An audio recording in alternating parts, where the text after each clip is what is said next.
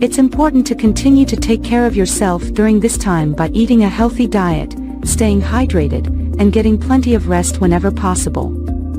Now, let's talk about your baby's development at 27 weeks. At this stage, your baby is approximately 14.8 inches long and weighs around 2 pounds. Their eyes are now fully formed, and they are able to blink and open and close their eyes. They are also developing their sense of hearing and may be able to recognize your voice and other familiar sounds. Your baby's lungs are continuing to develop, and they may even be practicing breathing movements in preparation for their arrival into the world. They are also beginning to store up fat, which will help to keep them warm after they are born. Another important development at this stage is the development of your baby's brain. As your baby's brain continues to grow and develop, they may begin to exhibit more complex behaviors and movements, such as grabbing onto the umbilical cord or sucking their thumb. As your due date approaches, it's important to begin thinking about your birth plan and discussing your options with your healthcare provider. This may include deciding on whether or not to use pain medication during labor, as well as considering different birthing positions and other options that can help you to have a safe and comfortable delivery. In addition to preparing for your delivery, it's also a good idea to begin thinking about your postpartum care and support. This may include arranging for help with childcare and household tasks, as well as seeking out resources for emotional support and counseling. As always, if you have any questions or concerns about your pregnancy, it's important to talk to your healthcare provider for advice and guidance. So that's it for this week's video on pregnancy symptoms and baby development at 27 weeks. Thanks for tuning in, and we'll see you in next video.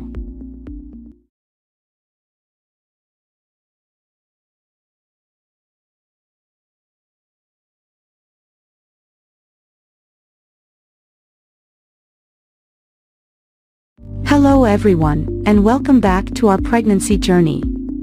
Today, we are at the 28-week mark, which means we are officially in the 3rd trimester. In this video, we will discuss the symptoms you may experience at this stage of pregnancy and how your baby is developing. First, let's talk about some common symptoms you may experience during the 28th week of pregnancy. At this point, your baby is growing rapidly, which can put a lot of strain on your body. You may feel more tired than usual, and you may also experience shortness of breath as your growing baby puts pressure on your lungs. You may also experience swelling in your hands, feet, and ankles as your body retains more fluid. This is normal, but if you notice severe swelling, be sure to speak with your healthcare provider as it can be a sign of preeclampsia, a serious pregnancy complication. Heartburn and indigestion are also common during the 3rd trimester as your growing uterus puts pressure on your stomach, leading to acid reflux. Eating small, frequent meals and avoiding spicy or acidic foods can help alleviate these symptoms. Now let's talk about your baby's development at 28 weeks. At this stage, your baby weighs around 2.5 pounds and is approximately 15 inches long. Their brain is developing rapidly, and they can now blink their eyes, which have formed fully. Your baby's lungs are also developing, and although they are not yet fully functional, they are producing surfactant, a substance that helps the lungs expand and contract. This is an important milestone in your baby's development as it prepares them for life outside the womb. Your baby's senses are also developing at this stage, and they can now hear your voice and your heartbeat.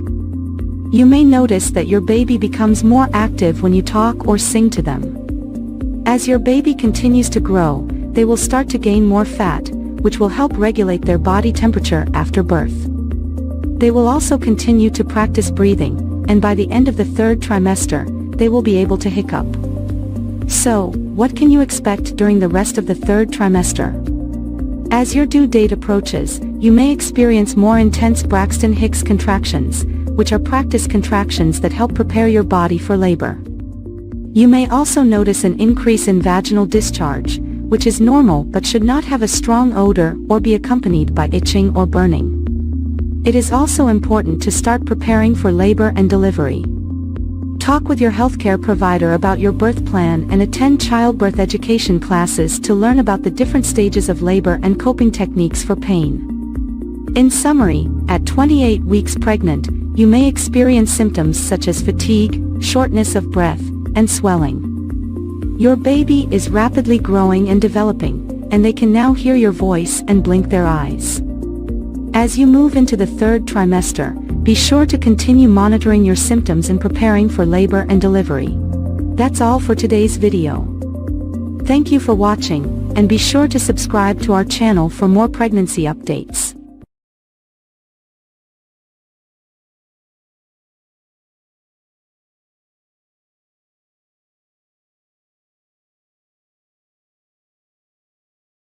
Hello, and welcome back to our pregnancy journey.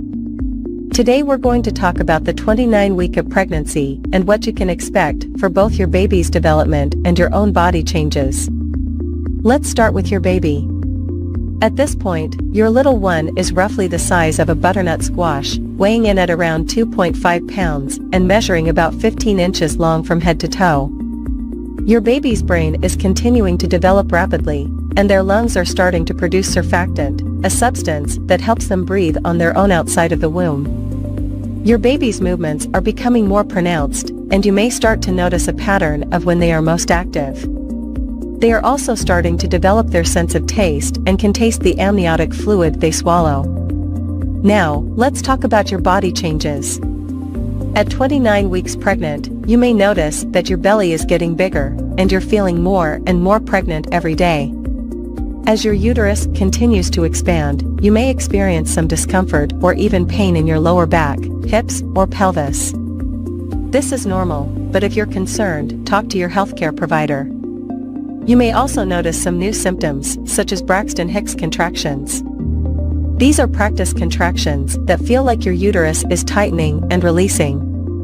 They're usually painless and irregular, but if you're experiencing them frequently or with any pain or discomfort, it's important to let your healthcare provider know. Other common symptoms at this stage of pregnancy include shortness of breath, heartburn, and difficulty sleeping. If you're having trouble sleeping, try sleeping on your left side with a pillow between your knees to support your lower back and hips. It's also important to keep up with your prenatal appointments and any recommended tests or screenings. At your 29-week appointment, your healthcare provider may check your blood pressure, measure your belly, and listen to your baby's heartbeat. As you enter the third trimester of pregnancy, it's important to continue taking care of yourself and your growing baby. This means eating a healthy, balanced diet, staying hydrated, and getting regular exercise. Walking, swimming, and prenatal yoga are great options for staying active during pregnancy. It's also important to prepare for your baby's arrival. Start thinking about your birth plan and what kind of experience you want. Consider taking a childbirth education class, which can help you feel more prepared and confident about labor and delivery. In addition to preparing for the birth, you'll want to start thinking about what you'll need for your baby's arrival. This includes things like a car seat, crib, diapers, and clothing. Overall, the 29th week of pregnancy is an exciting time as your baby continues to grow and develop. As always, if you have any concerns or questions, don't hesitate to reach out to your healthcare provider. Thank you for tuning in, and we'll see you next time for another update on your pregnancy journey.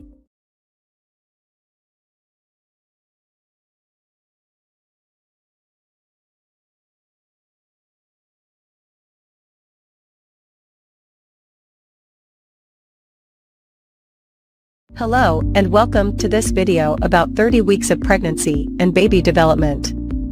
This is an exciting time for both the mother and baby as there are many changes happening. In this video, we will discuss the baby's development, the mother's physical changes, and how to take care of yourself during this period. Baby development. At 30 weeks of pregnancy, the baby is about the size of a cucumber and weighs around 3 pounds. Here are some key developments happening at this stage. Brain development. The baby's brain is growing rapidly, and the cerebral cortex is developing, which is responsible for controlling movement, sensation, and perception. Lung development. The lungs are almost fully developed, and the baby is practicing breathing movements, which will help them breathe on their own after birth. Fat deposits. The baby is accumulating fat deposits under the skin, which will help regulate their body temperature and provide energy after birth. Sensory development. The baby's senses are becoming more refined, and they can recognize sounds, light, and even taste. Movement. The baby is quite active and can move around, kick, and even hiccup. You may feel their movements quite strongly at this stage. Mother's physical changes. As the baby grows, the mother's body will also go through many changes. Here are some of the most common physical changes at 30 weeks. Weight gain. Most women will have gained around 20 to 25 pounds by this stage of pregnancy. The weight gain is essential for the baby's growth and development. Braxton Hicks contractions. These are mild contractions that may be felt in the uterus. They are not usually painful and are a sign that the uterus is preparing for labor.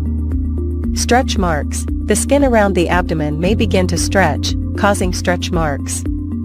These usually fade after pregnancy. Fatigue. As the baby grows, the mother may feel more tired and require more rest. Shortness of breath. The growing baby can put pressure on the diaphragm, making it harder to breathe deeply. Taking care of yourself. It's essential to take care of yourself during pregnancy to ensure both you and your baby stay healthy. Here are some tips for staying healthy during the 30th week of pregnancy. Eat a healthy diet. Make sure you are eating a balanced diet that includes plenty of fruits, vegetables, and lean protein. Avoid foods that are high in sugar or fat. Stay active. Regular exercise can help you feel better and reduce stress. Walking, swimming, and prenatal yoga are all good options. Conclusion. At 30 weeks of pregnancy, the baby is growing rapidly, and the mother's body is going through many changes. It's essential to take care of yourself and attend regular prenatal checkups to ensure both you and your baby stay healthy. Remember to eat a healthy diet, stay active, get plenty of rest, and drink plenty of water. Thank you for watching, and we wish you a healthy and happy pregnancy.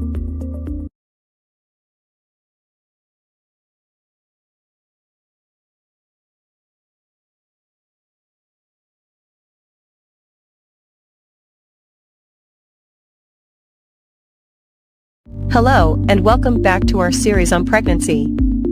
Today, we will be discussing week 31 of pregnancy and everything you need to know about your baby's development and your symptoms. So, let's get started. Baby development. At week 31, your baby is approximately 16 inches long and weighs around 3.5 pounds. Here are some of the key developments happening to your baby during this time. Rapid brain growth. Your baby's brain is growing rapidly during this time, which means that they will be able to process information more efficiently. Lung development. Your baby's lungs are almost fully developed at this point, and they are practicing their breathing movements. Sleep cycles. Your baby is now starting to have regular sleep and wake cycles. Baby fat. Your baby is putting on more baby fat, which helps regulate their body temperature after birth. Symptoms. As you enter the final trimester of your pregnancy, you may experience some new symptoms or the worsening of old ones. Here are some of the common symptoms that you may experience at week 31. Braxton Hicks contractions. You may start to experience Braxton Hicks contractions, which are mild contractions that help prepare your body for labor. Shortness of breath. As your uterus grows and pushes against your diaphragm, you may experience shortness of breath. Back pain. As your baby grows, the weight can put pressure on your back, causing discomfort. Swelling. You may experience swelling in your feet, ankles, and hands due to the increased fluid in your body. Heartburn. As your uterus grows, it can put pressure on your stomach, causing acid reflux and heartburn. Fatigue. As your body works hard to support your growing baby, you may feel more tired than usual. Frequent urination. Your baby's position may put pressure on your bladder, causing you to urinate more frequently. Tips for a healthy pregnancy. Eat a healthy diet. Make sure to eat a well-balanced diet that includes plenty of fruits, vegetables, whole grains, and lean proteins. Stay hydrated. Drink plenty of water and other fluids throughout the day to stay hydrated. Exercise. Gentle exercise, such as walking or swimming, can help relieve some of your pregnancy symptoms and prepare your body for labor. Attend prenatal appointments. Regular prenatal appointments with your healthcare provider are essential to monitor your baby's growth and ensure a healthy pregnancy. Take childbirth classes. Childbirth classes can help prepare you and your partner for labor and delivery. Conclusion: at week 31 of pregnancy, your baby is continuing to grow and develop rapidly. You may experience some new symptoms or the worsening of old ones, but there are steps you can take to stay healthy and comfortable during this time. Remember to eat a healthy diet, stay hydrated, exercise, get plenty of rest, attend prenatal appointments, take childbirth classes, and practice relaxation techniques. With these tips, you can have a healthy and happy pregnancy. Thanks for tuning in, and we'll see you next time.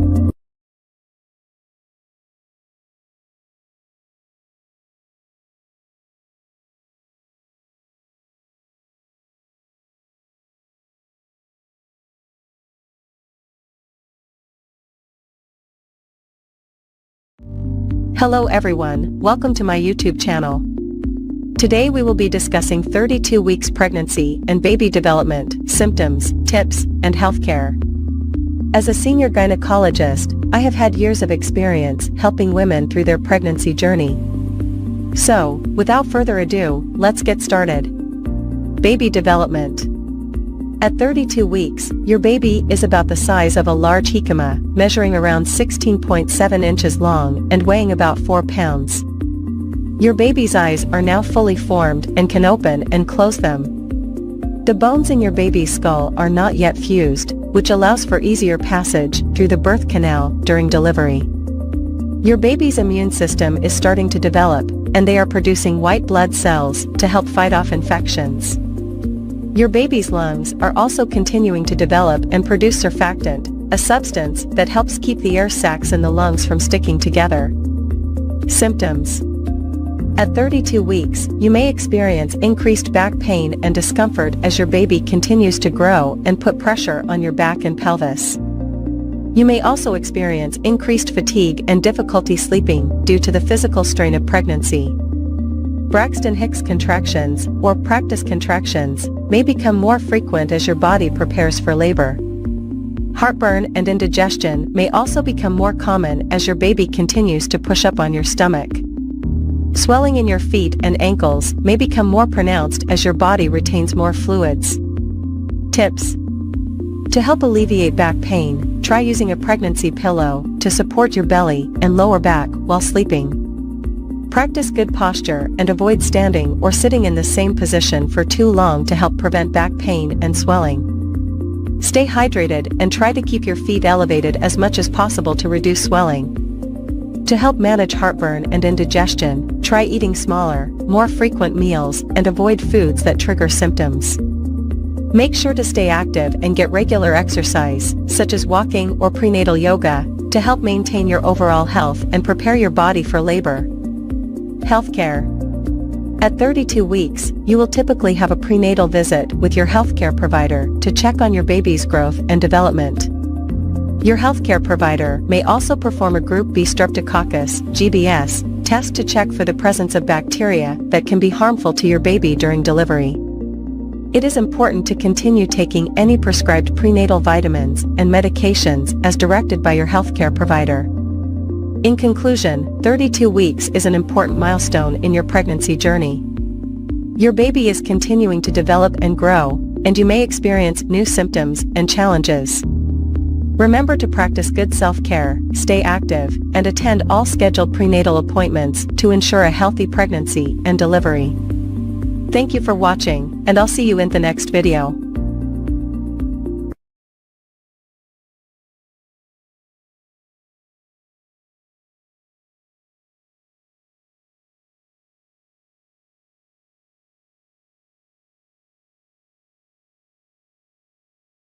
Hello everyone. Today, we will talk about the 33 week of pregnancy and the development of the baby at this stage. We will also discuss some common symptoms that mothers experience during this period and tips for taking care of their health. Baby development. At 33 weeks, the baby is about 17 inches long and weighs around 4 pounds. The baby's lungs are still developing and producing surfactant, a substance that helps the lungs expand and contract properly after birth. The baby's brain is rapidly developing, and they can now sense light and dark. The baby's bones are hardening, and they are gaining more fat under their skin, which will help regulate their body temperature after birth. The baby's movements are becoming more coordinated, and they can respond to sound. Symptoms: Braxton Hicks contractions. These are practice contractions that help prepare the uterus for labor. They can be uncomfortable, but are usually not painful. Backaches. As the uterus expands, it puts pressure on the lower back, causing discomfort. Shortness of breath. The growing uterus can also put pressure on the diaphragm, making it harder to breathe. Fatigue. As the body works harder to support the growing baby, mothers may feel more tired than usual. Swelling. The body retains more water during pregnancy, causing swelling in the feet, ankles, and hands. Tips for health care. Continue to eat a healthy and balanced diet, including plenty of fruits, vegetables, and protein. Stay hydrated by drinking plenty of water and avoiding sugary or caffeinated beverages. Exercise regularly, but avoid strenuous activities that could put too much strain on the body. Sleep on your side, preferably the left side, to improve blood flow to the baby and reduce the risk of stillbirth. Attend all prenatal appointments and communicate any concerns with your healthcare provider. Preparing for birth. Start thinking about a birth plan, including preferences for pain management and delivery options. Consider taking childbirth classes to learn about the labor process and techniques for coping with pain. Pack a hospital bag with essentials for both mother and baby, including clothing, toiletries, and a car seat. Talk to your healthcare provider about the signs of labor and when to call or go to the hospital. Conclusion. As you approach the end of your pregnancy journey, it is important to take care of yourself and your growing baby. Remember to listen to your body, attend all prenatal appointments, and communicate any concerns with your healthcare provider. By taking these steps, you can help ensure a healthy and safe delivery for both you and your baby. Thank you for watching, and I wish you all the best in your pregnancy journey.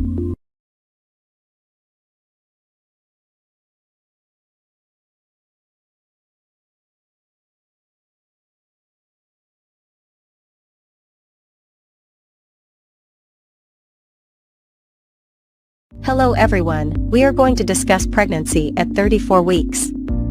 At this stage, your baby is approximately 18 inches long and weighs around 4.5 pounds. Your baby's organs are fully developed, and they are continuing to gain weight and grow. Braxton Hicks contractions. These are practice contractions that your body goes through as it prepares for labor. They can be uncomfortable, but are usually not painful. Shortness of breath. As your baby continues to grow, it can push against your diaphragm and make it harder to breathe. You may notice that you need to take more frequent breaks or rest periods. Pelvic pain. As your baby moves into the birth canal, you may experience discomfort or pain in your pelvic area. Swelling. Many women experience swelling in their feet and ankles during pregnancy. Make sure to elevate your feet when possible and stay hydrated. Gestational diabetes. This is a type of diabetes that develops during pregnancy. If you are diagnosed with gestational diabetes, your doctor may recommend a special diet and monitoring your blood sugar levels. Preeclampsia. This is a potentially serious condition that can develop during pregnancy, characterized by high blood pressure and protein in the urine. If you experience symptoms like severe headaches, vision changes, or abdominal pain, contact your doctor immediately. Fetal movement. You should continue to monitor your baby's movements and contact your doctor if you notice any significant changes. Now, let's talk about some tips for taking care of yourself during this stage of pregnancy. Rest. As your due date approaches, make sure to get plenty of rest and sleep. This will help you conserve your energy for labor and delivery. Stay hydrated. Drink plenty of water and avoid sugary or caffeinated drinks. Exercise. Gentle exercise like walking or prenatal yoga can help you stay healthy and prepare your body for labor. Kegel exercises. These exercises can help strengthen your pelvic floor muscles and prepare your body for childbirth. Prenatal classes. Consider taking a prenatal class to learn more about childbirth, breastfeeding, and newborn care. Pack your hospital bag. Start packing your hospital bag with essentials like clothes for you and your baby, toiletries, and important documents. Talk to your doctor. Make sure to keep your doctor updated on any symptoms or concerns you may have. Finally, let's talk about your baby's development at 34 weeks. Baby's lungs. Your baby's lungs are almost fully developed, and they are practicing breathing movements in preparation for birth. Body fat. Your baby is continuing to gain weight and develop body fat, which will help regulate their body temperature after birth. Sleep and wake cycles. Your baby may start to have regular sleep and wake cycles, which can help prepare them for life outside the womb. Head down position. Most babies will move into the head down position in preparation for delivery.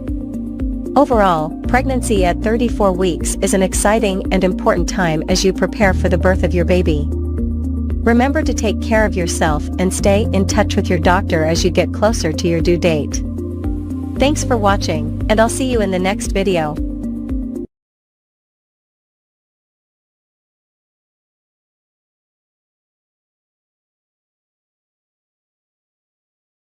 "35 weeks pregnancy. Baby development and symptoms." Welcome back to our channel, where we explore the incredible journey of pregnancy. Today, we're going to dive into the exciting world of 35 weeks of pregnancy. At this stage, your baby is rapidly developing, and you may be experiencing various symptoms. So let's get started. Baby's development. Your baby now weighs around 5.5 to 6 pounds and measures about 18 inches from head to toe. The baby's organs and systems are nearly fully developed, and the lungs continue to mature. The skin is becoming smoother as the fat layers continue to fill out. Your baby's brain is rapidly growing, and the nervous system is maturing. The baby's bones are fully formed but are still flexible to ease the birthing process. Symptoms you may experience. Braxton Hicks contractions. You may experience more frequent and intense practice contractions, which can help prepare your body for labor. Shortness of breath. As your uterus expands, it pushes against your diaphragm, making it harder to take deep breaths. Increased vaginal discharge. It's common to have a thicker and heavier discharge at this stage, but consult your doctor if it's accompanied by itching, burning, or a foul odor. Pelvic discomfort. The growing baby puts pressure on your pelvis, leading to pelvic pain or discomfort. Frequent urination. The baby's position and size may put pressure on your bladder, causing the need to urinate more often. Trouble sleeping. Finding a comfortable position becomes more challenging, and you may experience pregnancy-induced insomnia. Heartburn and indigestion. Hormonal changes and the baby's position can lead to increased acidity and digestive issues. Self-care tips for this stage. Rest and sleep. Listen to your body and prioritize getting enough rest and sleep. Exercise. Engage in gentle exercises like walking or prenatal yoga to stay active and relieve discomfort. Pelvic floor exercises. Strengthen your pelvic floor muscles by practicing Kegel exercises. Maintain a healthy diet. Focus on well-balanced meals that include fruits, vegetables, lean proteins, and whole grains. Stay hydrated. Drink plenty of water throughout the day to prevent dehydration and assist with digestion. Use proper body support. Invest in a maternity support belt or pillow to help alleviate back and pelvic pain. Practice relaxation techniques. Deep breathing exercises, meditation, or prenatal massages can help reduce stress and promote relaxation. Prepare for breastfeeding. Attend breastfeeding classes, educate yourself about proper latch techniques, and gather essential supplies. And that wraps up our exploration of 35 weeks of pregnancy. Remember, every pregnancy is unique, and if you have any concerns or questions, consult your healthcare provider. Stay tuned for more exciting updates on the journey of pregnancy. Don't forget to like, subscribe, and hit that notification bell to never miss an episode. Take care, and we'll see you next time.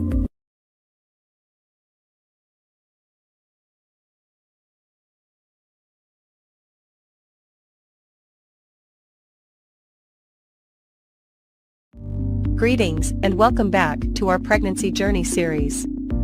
Today, we're diving into the incredible journey of the 36th week of pregnancy. As your due date gets closer, both you and your baby are experiencing some remarkable changes. Let's explore the symptoms you may encounter and the exciting developments happening to your little one. Maternal symptoms at 36 weeks. Increased discomfort. Your baby's growth puts additional pressure your abdomen, causing discomfort and backaches. Frequent urination may persist as your baby continues to press on your bladder. Shortness of breath can occur due to limited space for your lungs. Braxton Hicks contractions. These contractions, also known as practice contractions, become more noticeable and frequent. They help prepare your body for labor, but they are usually irregular and mild. Swollen feet and ankles. Fluid retention can cause swelling in your feet and ankles. Elevating your legs and wearing comfortable shoes can help alleviate this symptom. Nesting instinct. Many women experience a strong urge to prepare their homes for the baby's arrival. This may involve cleaning, organizing, and setting up the nursery. Insomnia and fatigue. Discomfort, frequent bathroom trips, and hormonal changes can disrupt your sleep. Take short naps, practice relaxation techniques, and maintain a consistent sleep routine. Baby development at 36 weeks. Size and weight. Your baby is approximately 18 inches long and weighs around 6 pounds. Although still growing, they are almost fully developed. Fetal position. Most babies settle into the head-down position, preparing for birth. The head engages into the pelvis, which is a sign that labor might be approaching. Lung development. By 36 weeks, your baby's lungs have matured significantly. They continue to produce surfactant, a substance that helps the lungs expand and function properly after birth. Immune system. Your baby's immune system strengthens as they receive antibodies from you through the placenta.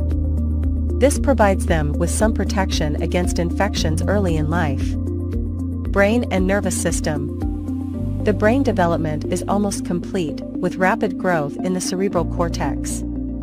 Your baby's nervous system is fully functional, and they can process information and regulate body temperature. Baby's movement. Due to limited space, you may feel more rolling and stretching movements instead of kicks. Hiccups are common as your baby practices swallowing and inhaling amniotic fluid. Preparations for the upcoming weeks. Finalize birth plan. Discuss your birth preferences with your healthcare provider and ensure they are included in your birth plan. Pack your hospital bag. As your due date nears, have a bag ready with essentials for you and your baby.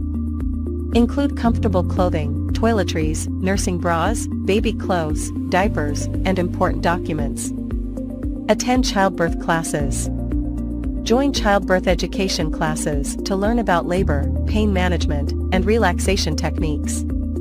Discuss breastfeeding. Talk to your healthcare provider or a lactation consultant about breastfeeding techniques and potential challenges.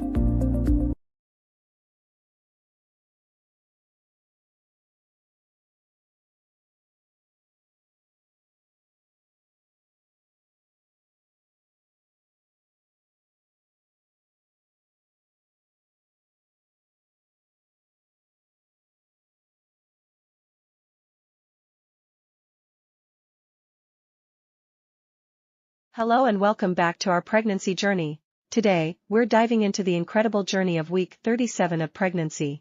As we approach the final stretch, both you and your baby are going through significant changes. So, let us explore the symptoms and developments you can expect during this exciting time.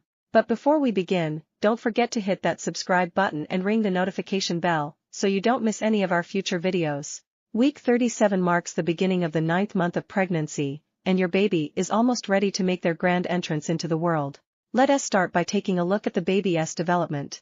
At this stage, your baby weighs around 6.5 pounds 2.9 kilograms and measures approximately 19 inches 48 centimeters long. They are fully developed and are fine-tuning their systems for life outside the womb.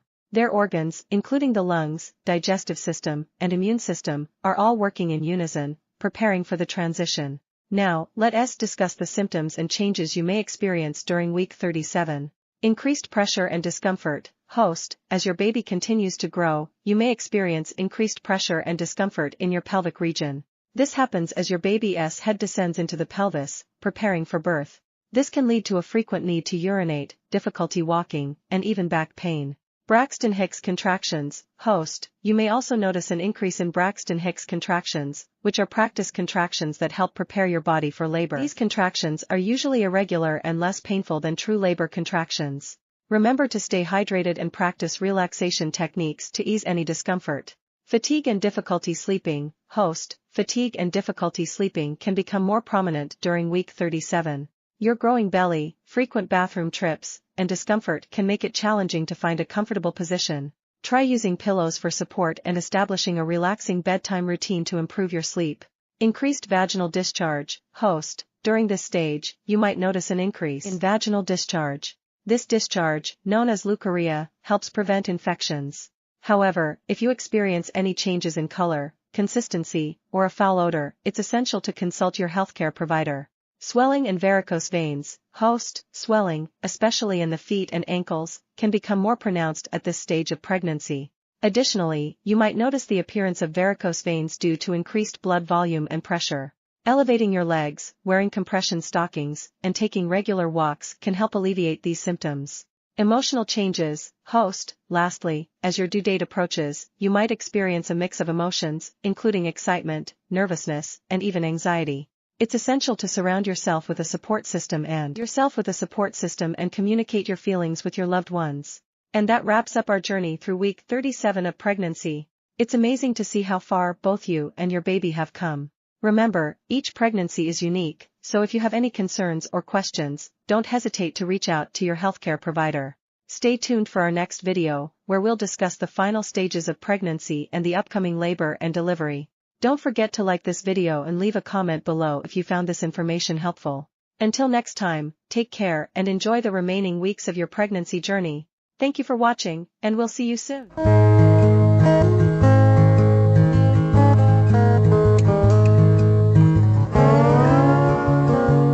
Hello, and welcome back to our YouTube channel, where we discuss all things pregnancy and baby related. Today, we're diving into the fascinating world of 38 weeks of pregnancy. So, let us get started. Baby's size and weight. At 38 weeks, your baby is approximately the size of a pumpkin, measuring around 19 to 21 inches 48 to 53 centimeters and weighing about 6 to 7 pounds 2.7 to 3.2 kilograms. Your little one has been growing and developing rapidly throughout the pregnancy journey. Organ development. By this stage, your baby's organs, including the lungs, digestive system, and immune system, are almost fully developed. These organs have been maturing over the past several weeks, preparing your baby for life outside the womb. Baby's position. Most babies settle into a head-down position in the uterus by 38 weeks. This is known as the vertex or cephalic presentation, which is the ideal position for a vaginal delivery. However, if your baby is not in the head-down position, your healthcare provider may discuss options for encouraging the baby to turn. Braxton Hicks contractions. You may be experiencing Braxton Hicks contractions more frequently now. These practice contractions feel like a tightening of the abdomen and are a way for your body to prepare for labor. If the contractions become regular, intense, or are accompanied by other signs of labor, it's important to contact your healthcare provider. Pelvic discomfort. At this stage, you may experience increased pelvic pressure and discomfort.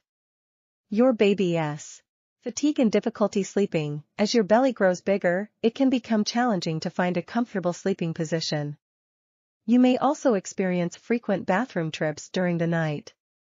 Combined with anticipation and hormonal changes, this can lead to fatigue. It's important to rest as much as possible and practice relaxation techniques. Nesting instinct. Many expectant mothers experience a surge in energy and the desire to prepare their home for the baby during the final weeks of pregnancy. This is often referred to as the nesting instinct. It's a natural urge to clean, organize, and make sure everything is ready for the arrival of your little one. Emotional changes. With the due date approaching, it's common to feel a mix of excitement, anxiety, and a range of other emotions. The hormonal fluctuations can contribute to mood swings as well. Remember to communicate with your partner and support system, and don't hesitate to seek professional help if you're feeling overwhelmed. Hospital bag and birth plan. Now is the time to make sure your hospital bag is packed and ready to go.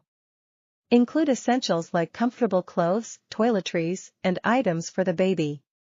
It's also a good idea to have your birth plan written out and discuss it with your healthcare provider.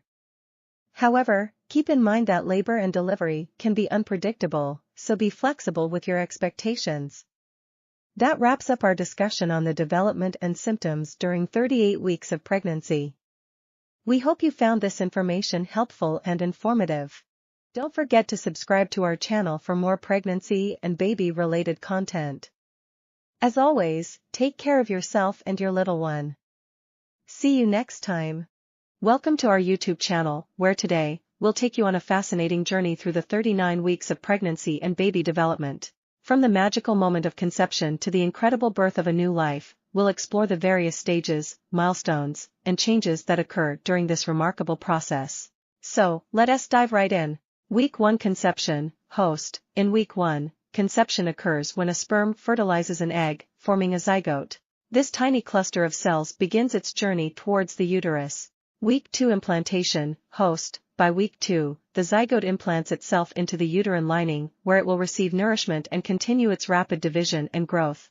Week 3 Embryonic Development. Host. During Week 3, the zygote becomes an embryo, and its cells start differentiating into the brain, spinal cord, and other essential structures.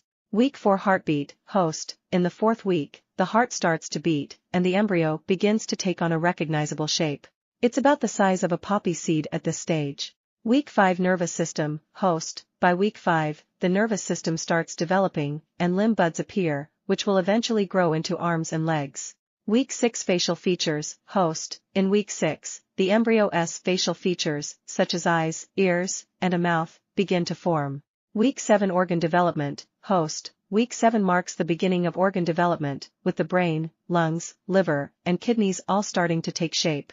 Week 8 Fetal Stage. Host. At Week 8, the embryo officially becomes a fetus. It's about the size of a raspberry and can start moving its limbs. Week 9-12 Rapid Growth. Host. During weeks 9 to 12, the fetus undergoes rapid growth. Its sex organs start to form, and it can make small movements, though the mother cannot feel them yet. Week 13 Trimester 1 ends. Host. At Week 13, the first trimester comes to an end. The fetus is now about the size of a lemon, and its tiny fingerprints are forming. Week 14-16 Developing Senses. Host. In weeks 14 to 16, the fetus's senses begin to develop. It can now hear sounds from the outside world and may even suck its thumb. Week 17-20 Movement Sensation. Host. During weeks 17 to 20, the mother starts to feel the baby's movements. The fetus's skin becomes covered with vernix, a protective waxy substance. Week 21-24 Viability. Host. At weeks 21 to 24, the fetus reaches the age of viability, where it has a chance of survival outside the womb with medical assistance. Week 25-28 Rapid Brain Development. Host. During weeks 25 to 28, the baby's brain undergoes significant development. The eyes open and close, and the fetus has distinct sleep-wake cycles. Week 29-32 Developing Immune System. Host. In weeks 29 to 32, the baby's immune system strengthens as it receives antibodies from the mother. Week 33-36 Lung Development. Host. At weeks 33 to 36, the baby's lungs mature, and it assumes a head-down position in preparation for birth. Week 37 Full Term. Host. Congratulations! At week 37, the baby is considered full term, and it's now ready to be born.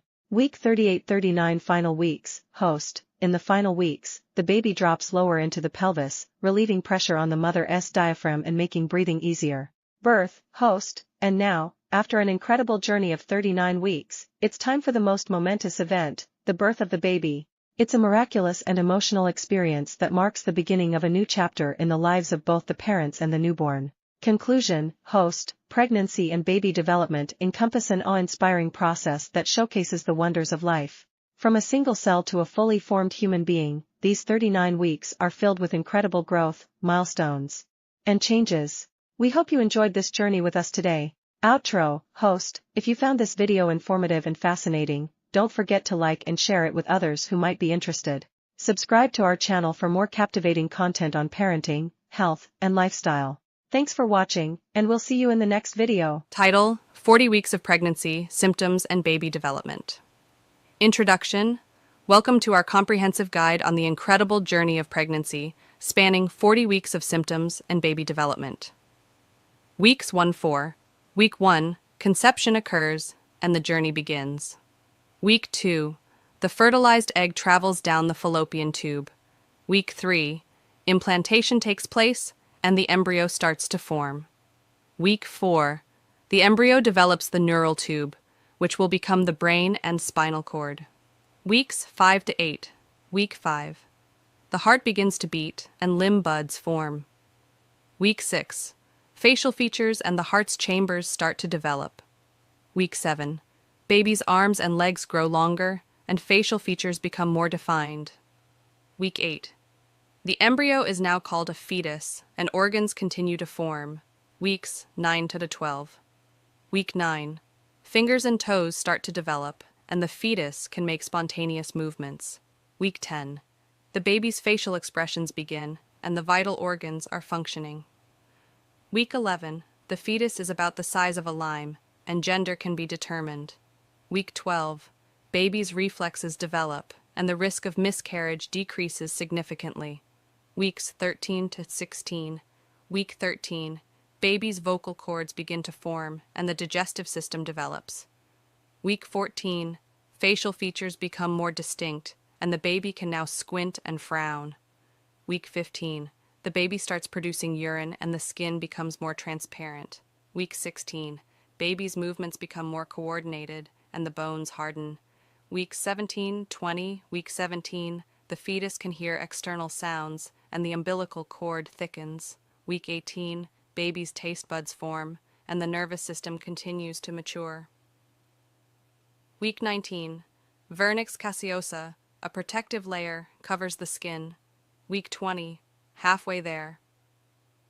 The baby can suck its thumb, and the mother may feel the first movements. Weeks 21-24. Week 21. Eyebrows and eyelashes develop, and the baby can taste the amniotic fluid. Week 22.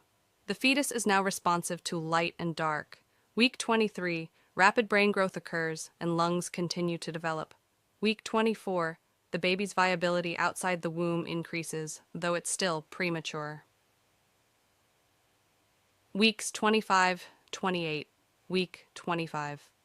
Baby's kicks become stronger, and lungs are maturing further. Week 26. Eyes open, and the baby responds to external stimuli. Week 27. Rapid weight gain begins, and the nervous system is fine-tuning. Week 28. The third trimester begins, and the baby's survival chances significantly improve. Weeks 29-32. Week 29. The baby's bones fully harden, and the kicks and movements may be visible. Week 30. Lungs are almost fully developed, and the baby practices breathing. Week 31. The baby's immune system strengthens. Week 32.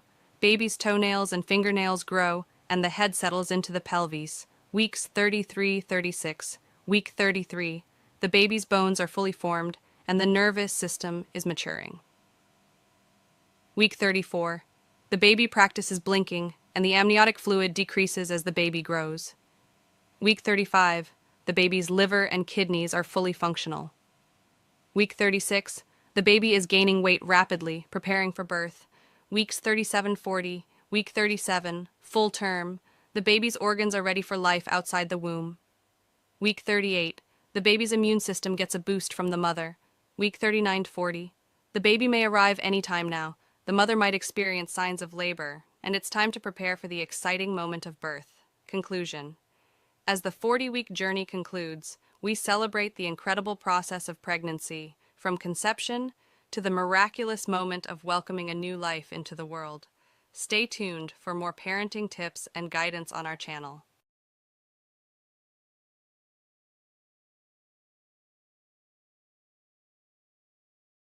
10 weeks pregnant. Your baby's development.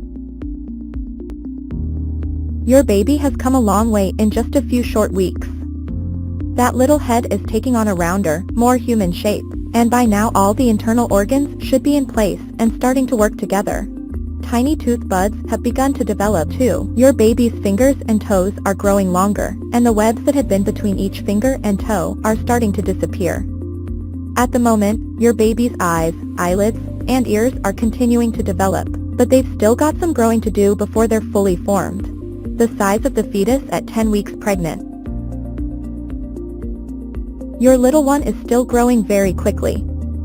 At 10 weeks, the average fetus is about the size of a strawberry, measuring approximately an inch from crown to rump. Mom's body at 10 weeks pregnant. Your uterus is about the size of a large orange at this point, whereas before you became pregnant it was about the size of a small pear. Around this time, you likely have had or will soon have a visit with your healthcare provider for a thorough examination. At this appointment, your provider may do an internal and external abdominal exam to determine the size and position of your baby, as well as take blood samples for a variety of other tests. These blood tests may be used to determine if you have any infections, what your blood type and Rh factor are, and whether your own immunizations are up to date. 10 weeks pregnant, your symptoms. At 10 weeks pregnant, here are some of the symptoms you may be experiencing. Morning sickness. You're not alone if you're 10 weeks pregnant and you're still suffering from morning sickness. The good news? You're likely to start feeling better soon. Morning sickness often goes away after you enter the second trimester. Keep in mind, some moms-to-be experience a more severe form of morning sickness called hyperemesis gravidarum. If you suspect you may have this, speak to your healthcare provider. Round ligament pain. Of all of the pregnancy symptoms you may be experiencing around this time, this one is among the most uncomfortable. Round ligaments are two of the ligaments in your pelvis that help support the uterus, and as your baby grows during pregnancy they stretch and soften. When these ligaments tighten, you may feel pain on one or both sides of your abdomen. Changing positions in bed or doing strenuous exercise may bring on this pain. Light stretching and gentle movements may help relieve the discomfort. If this symptom doesn't go away on its own, or if you also have a fever, call your healthcare provider. Minimal weight gain. Even though your clothes may be fitting a bit tighter, you may not have gained much weight, and you may even have lost a little if you've been dealing with morning sickness. Be sure to talk to your doctor if you're concerned. Exhaustion. You might feel like napping at every opportunity. This could be thanks to the increased levels of the hormone progesterone in your body. Headaches. Some moms-to-be get the occasional headache during pregnancy. If you're experiencing this symptom, try to rest in a darkened room and apply an ice pack to your head or neck to help relieve the pain. Contact your healthcare provider if the headache persists or is severe. Mood swings. Hormonal changes may play a role in the highs and lows you feel when you're about 10 weeks pregnant. You may find it helpful to distract yourself by chatting with friends, watching funny TV shows or movies, or treating yourself to a massage. Just be sure to choose a trained masseuse who knows about safe massage techniques for pregnant women. Vaginal discharge. You might be seeing more vaginal discharge than before, which is caused by your increased blood supply and higher hormone levels. This normal vaginal discharge is known as leukorrhea, and you can expect to see a clear to milky colored, nearly odorless discharge that may appear slightly yellowish on your underwear. Contact your healthcare provider, though, if you notice a strong odor or color changes, or if you experience itching or bleeding around the vaginal area. Acne. If you're experiencing acne now and didn't before you got pregnant, or if your acne is worse now than before, it may be one of your pregnancy symptoms. And remember that it's just one of those pesky pregnancy hormone-related symptoms that should clear soon after your baby is born.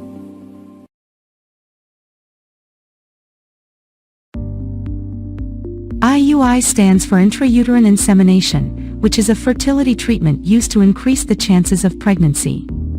The procedure involves placing sperm directly into a woman's uterus to facilitate fertilization. IUI is commonly used to treat infertility due to low sperm count, decreased sperm motility, or issues with cervical mucus. Prior to the procedure, the woman may receive ovulation-inducing medication to increase the likelihood of successful fertilization. IUI is a relatively simple and non-invasive procedure that can be performed in a doctor's office. It is usually painless and does not require anesthesia. The success rate of IUI varies depending on several factors, including age, fertility issues, and the number of insemination cycles performed. The risks of IUI are minimal, but there is a small risk of infection or discomfort. IUI is often combined with other fertility treatments, such as in vitro fertilization, IVF, to improve the chances of pregnancy.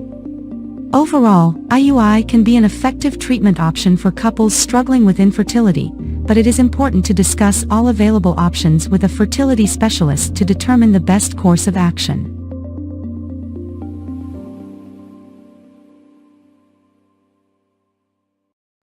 Seven weeks pregnant, your baby's development.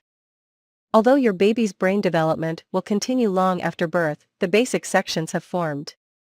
As the week progresses, the digestive system and lungs are also developing. Tiny facial features are also starting to take shape, and each little arm now has a paddle-shaped hand attached to it. Another important development this week is the formation of the umbilical cord. This cord creates a connection between you and your developing baby throughout your pregnancy that allows nutrients and oxygen to flow between you and also eliminates your baby's waste. If you have a prenatal checkup scheduled for this week or sometime soon, and have an ultrasound exam, you may have an opportunity to see and hear something amazing, a heartbeat. Don't worry if this isn't in your healthcare provider's plans quite yet. The size of the embryo at 7 weeks pregnant. Your little one is growing fast. At 7 weeks, the embryo is about the size of a small blueberry, about 0.3 inch long. For a visual idea of how things are developing inside your uterus this week, check out this illustration: placenta, yolk sac, embryo, amniotic sac, uterus, cervix. Mom's body at 7 weeks pregnant.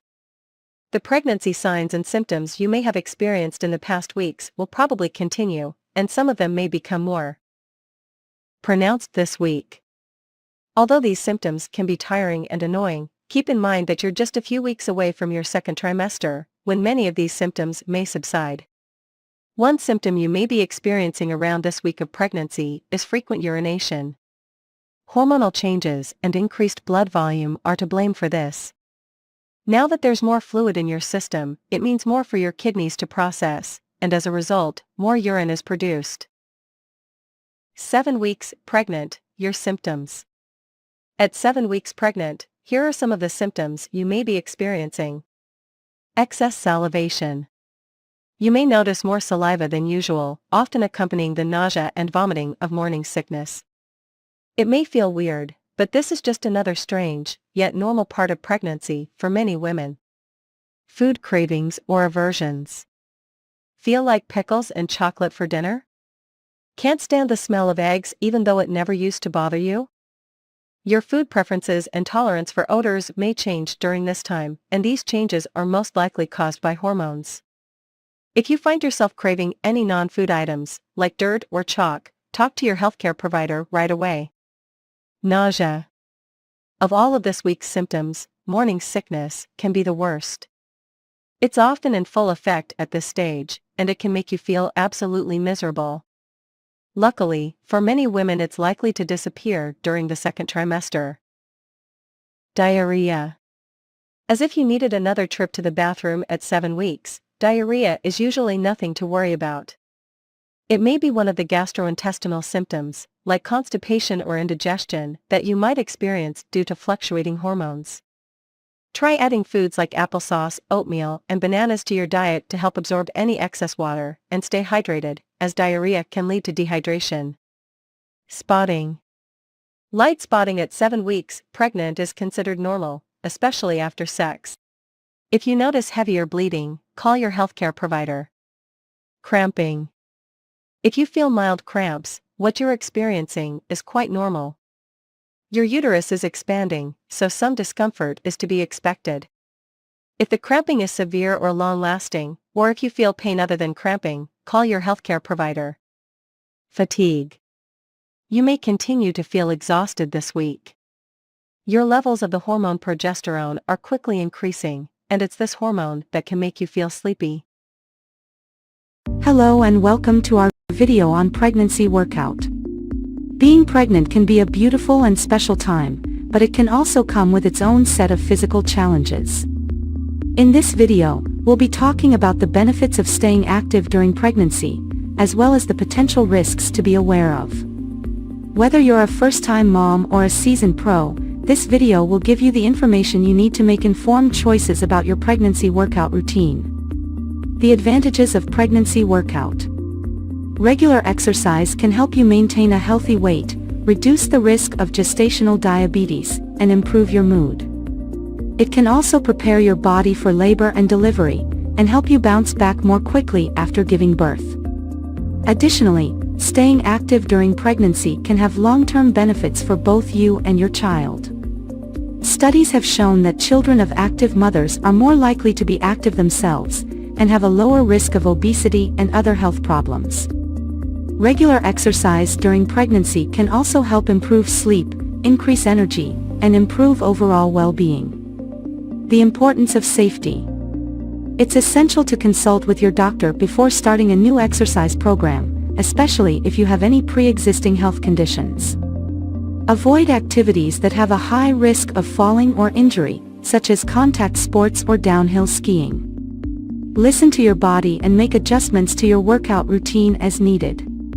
It's also important to stay hydrated, eat a healthy diet, and get enough rest. Modifying your workout. In the first trimester, you may be able to continue with your regular exercise routine, but as your body changes, you'll need to adapt. Reduce the intensity of your workout or avoid certain exercises as your pregnancy progresses. Prenatal yoga or water aerobics are both safe and effective ways to stay active during pregnancy. Prenatal Pilates and strength training are also great options to consider, as long as you are working with a trained professional who understands the modifications needed for pregnancy. The disadvantages of pregnancy workout.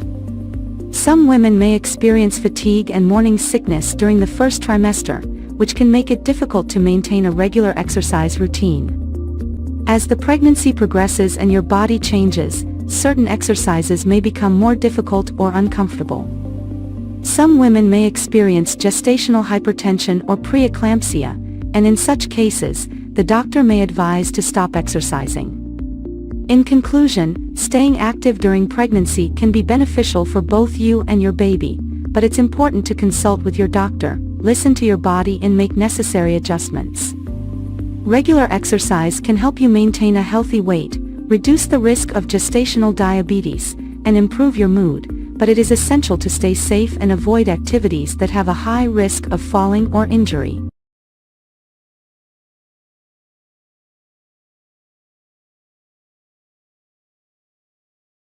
Oh hey everyone, welcome back to. Today we have a topic that's close to the hearts of many expecting mothers out there. Maintaining fitness while pregnant. Whether you're a mom-to-be or just curious, this video is packed with tips to keep you active and healthy throughout your pregnancy journey, so let's dive in. Segment 1. The importance of staying active. Pregnancy is not a reason to hit pause on your fitness journey. In fact, staying active during this special time can bring a world of benefits, from boosting your mood to improving your posture and sleep. The advantages are endless, but of course safety is key, so let's talk about the types of exercises that are perfect for moms-to-be. Segment 2. Safe and effective exercises. Now, when it comes to exercising during pregnancy, it's crucial to choose activities that are gentle on your changing body. Opt for low-impact exercises like walking, swimming, and prenatal yoga. These not only keep your heart pumping but also help in maintaining muscle tone and flexibility. Remember, always consult with your healthcare provider before starting any new workout routine. Segment 3. Tailoring your workouts. One size doesn't fit all, especially when it comes to pregnancy workouts. Tailoring your exercises to your individual needs is key. If you were active before pregnancy, you might be able to continue with modifications, but if you're new to exercise, start slow and gradually increase intensity. Our bodies are incredible, and adapting our workouts ensures a healthy journey for both mom and baby. Segment 4. Listen to your body. Pregnancy comes with its own set of physical changes, and it's essential to listen to your body. If something doesn't feel right, modify or skip it. This isn't the time to push your limits. Pay attention to your energy levels and give yourself the rest you need. Remember, a happy and healthy mom means a happy and healthy baby. Segment 5. Building a support system. Host. Staying fit during pregnancy is not just about the physical aspect. Point 4s. Greater than. It's also about having a strong support system. Connect with other expecting moms, join prenatal fitness classes, or even involve your partner in your workouts. Having a community around you can make this journey even more enjoyable. Conclusion. And there you have it. Tips and tricks to stay fit and active during pregnancy. Remember, every pregnancy is unique, so consult with your healthcare provider to create a personalized fitness plan. If you enjoyed this video, give it a thumbs up, and don't forget to subscribe for more content. Take care.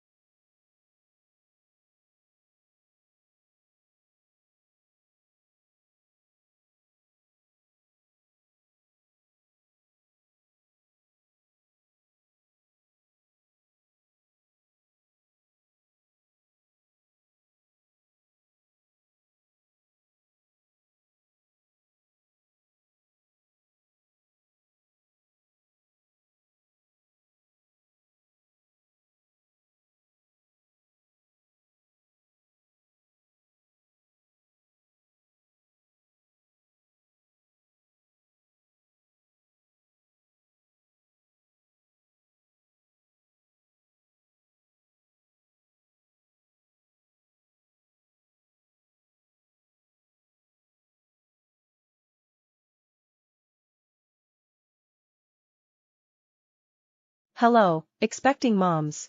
Congratulations on reaching the third trimester of your pregnancy. As your due date approaches, it's important to stay active and maintain a healthy lifestyle. Today, we have compiled a set of safe and effective pregnancy exercises that will help you stay fit, reduce discomfort, and prepare your body for labor. Remember to consult with your healthcare provider before starting any new exercise routine. Let us get started. Point 1. Warm up. Begin with a gentle warm-up to increase blood flow and flexibility. March in place for 2 minutes to warm up your legs and get your heart rate up.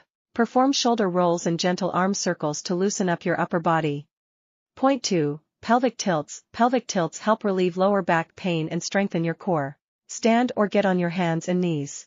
Gently tilt your pelvis forward and backward, arching and rounding your back. Repeat for 10-15 reps, holding each position for a few seconds. Point 3. Squats. Squats are excellent for preparing your pelvic floor and thighs for labor. Stand with your feet shoulder width apart, toes pointing slightly outward. Slowly squat down as if you're sitting in a chair, keeping your back straight. Exhale as you come up and squeeze your glutes at the top. Aim for 3 sets of 10-12 squats. Point 4. Modified push-ups. Modified push-ups help strengthen your arms, chest, and core without straining your belly. Position yourself on your hands and knees. Lower your chest, tower chest. Point 5. Kegel exercises. Kegels strengthen the pelvic floor muscles, which can ease delivery and postpartum recovery. Sit or lie down comfortably. Squeeze your pelvic muscles as if you're trying to stop the flow of urine. Hold for 5-10 seconds and release. Aim for 3 sets of 10-15 repetitions. Point 6. Side-lying leg lifts. Side-lying leg lifts target the hips and outer thighs. Lie on your side with your head supported by your arm. Lift your top leg slowly, keeping it straight, and then lower it back down. Perform 12-15 reps on each side for 2 sets. Point 7. Cat-cow stretch. The cat-cow stretch helps improve flexibility and reduce back pain.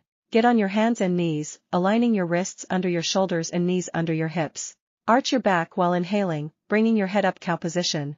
Round your back while exhaling and tuck your chin towards your chest cat position. Repeat for 10-12 breath cycles. Conclusion. Congratulations, you've completed a safe and effective pregnancy workout for the 3rd trimester. Remember to listen to your body and avoid any exercises that cause discomfort or pain. Staying active during pregnancy can lead to a smoother labor and quicker postpartum recovery. Don't forget to hydrate and get plenty of rest. If you enjoyed this workout, consider subscribing. Intro. Hey there, amazing viewers. Welcome back to our channel. Today, we have a topic that's close to the heart, pregnancy and self-care tips. Whether you're expecting, planning to be, or just curious, you're in for a treat. Stick around for the top 15 points that'll make your pregnancy journey a breeze. Point 1. Mindful nutrition. First up, let's talk about nourishing yourself and your little one. Opt for nutrient-rich foods, plenty of fruits and veggies, and don't forget that hydration game. Point 2. Gentle exercises. Next on the list is staying active, but no need for intense workouts. Gentle exercises like prenatal yoga or a simple stroll can do wonders for your well-being. Point 3. Beauty of rest. Ah, the beauty of rest. Embrace those power naps and full night's sleep. Your body and mind will thank you. Trust me. Point 4. Emotional wellness. It's okay to have mixed emotions. Prioritize your emotional well-being, whether through journaling, meditation, or just having heart-to-heart talks. Point 5. Pamper yourself, pamper time, treat yourself to a relaxing bath, a prenatal massage, or whatever makes you feel like the queen you are. Point 6. Support system. Surround yourself with positivity. Your support system is crucial. Friends, family, or fellow mom-to-be pals. Point 7. Educate yourself. Knowledge is power. Educate yourself about the beautiful journey you're on. Attend prenatal classes, read books, and absorb all the information. Point 8. Regular checkups. Speaking of information, regular checkups are a must. Keep track of your and your baby's health with those scheduled visits to your healthcare provider. Point 9. Fashionable comfort. Who says you can't be fashionable and comfortable? Invest in maternity, wear that makes you feel good and accommodates that growing belly. Point 10. Hygiene essentials. Pay extra attention to hygiene. A healthy baby. It's the little things that count. Point 11. Positive affirmations. Daily affirmations are like a power boost for your mindset. Remind yourself of the amazing journey you're on and the incredible mom you're becoming. Point 12. Create memories. Capture those beautiful moments. Whether it's through a pregnancy photo shoot or a simple diary, create memories that'll last a lifetime. Point 13. Delegate tasks. Don't be shy to ask for help. Delegate tasks and focus on what truly matters, your well-being and your babies. Point 14. Stay flexible. Plans might change, and that's okay. Stay flexible and adapt to the beautiful uncertainties of this journey. Point 15. Celebrate milestones. Last but not least, celebrate the milestones. Every kick, every ultrasound, it's all part of your incredible story. Outro. And there you have it, the top 15 points for a happy and healthy pregnancy. If you enjoyed this video, don't forget to give it a thumbs up, subscribe, and hit that notification bell. Until next time, take care of yourself and that precious bump. Sending lots of love. Balancing Act, a guide for pregnant working women. Managing work while being pregnant can be a challenging but manageable experience. Here are some tips for pregnant women who are also working. 1. Communication with your employer. Inform your employer about your pregnancy in a timely manner. This allows them to make any necessary adjustments and accommodations. Discuss your plans for maternity leave and ensure you understand your company's policies regarding pregnancy and parental leave. 2. Schedule regular prenatal checkups. Attend all necessary prenatal appointments to ensure the health of both you and your baby. Communicate with your employer about these appointments in advance and discuss any necessary time off. 3. Flexible work arrangements. If possible, explore flexible work options such as telecommuting or adjusting your work hours to accommodate your changing needs and energy levels. 4. Take breaks and rest. Listen to your body and take breaks when needed. Short breaks can help alleviate fatigue and stress. Ensure you have a comfortable chair and workspace to support your changing body. 5. Stay organized. Use tools like calendars, planners, or apps to stay organized and manage your workload efficiently. Prioritize tasks and focus on what's most important to reduce stress. 6. Delegate tasks. If you have the opportunity, delegate tasks that can be handled by others. This can help lighten your workload and reduce stress. 7. Stay hydrated and eat well. Proper nutrition is crucial during pregnancy. Stay hydrated and eat balanced, healthy meals to maintain your energy levels. 8. Seek support from colleagues. Let your colleagues know about your pregnancy, especially if it may affect your work in any way. They can provide support and understanding. 9. Create a comfortable workspace. Make your workspace more comfortable by adding cushions or ergonomic accessories as needed. 10. Know your rights. Familiarize yourself with your rights as a pregnant employee. Understanding your legal protections can help ensure fair treatment in the workplace. 11. Plan for maternity leave. Work with your employer to plan for your maternity leave. Make sure you understand how your role will be covered during your absence. Remember, it's essential to prioritize your health and the health of your baby during this time. Don't hesitate to communicate openly with your employer, seek support from your colleagues, and make adjustments as needed to manage the demands of both work and pregnancy. 9 weeks pregnant. Your baby's development. This week, your little one, now officially known as a fetus, is looking less and less like a little pink blob and instead has more of a mini baby shape. Even the tail that had been present in earlier weeks has almost disappeared. Tiny facial features continue to develop this week, including a more prominent nose and eyelids. Up top, the head is large compared to the body, while down below, little toes are now visible. Internal organs are also forming, including the digestive and reproductive systems, meaning that the intestines as well as testes or ovaries are growing. Now that you're 9 weeks pregnant, your little one may be starting to move, thanks to some recent muscle development. But you'll have to wait until sometime in the second trimester to actually feel these movements. The size of the fetus at 9 weeks pregnant. At 9 weeks, the fetus is about the size of a cherry. Your little one may now measure 0.6 to 0.7 inch long and weigh about 0.12 ounce. Mom's body at 9 weeks pregnant. Symptoms at 9 weeks pregnant may include changes to your breasts. They are probably fuller, heavier, and tender to the touch due to the enlargement of your milk glands and an increase in fatty tissue. Although your breasts will likely continue to grow throughout your pregnancy, the sensitivity will usually subside once your body adjusts to the surge of pregnancy hormones. 9 weeks pregnant, your symptoms. At 9 weeks pregnant, here are some of the symptoms you may be experiencing. Growing waistline. Your belly at 9 weeks pregnant may not have a pronounced, rounded look, but your pre-pregnancy clothes are probably feeling a little snug due to a combination of a thickening waistline and some bloating brought on by your old friends, pregnancy hormones.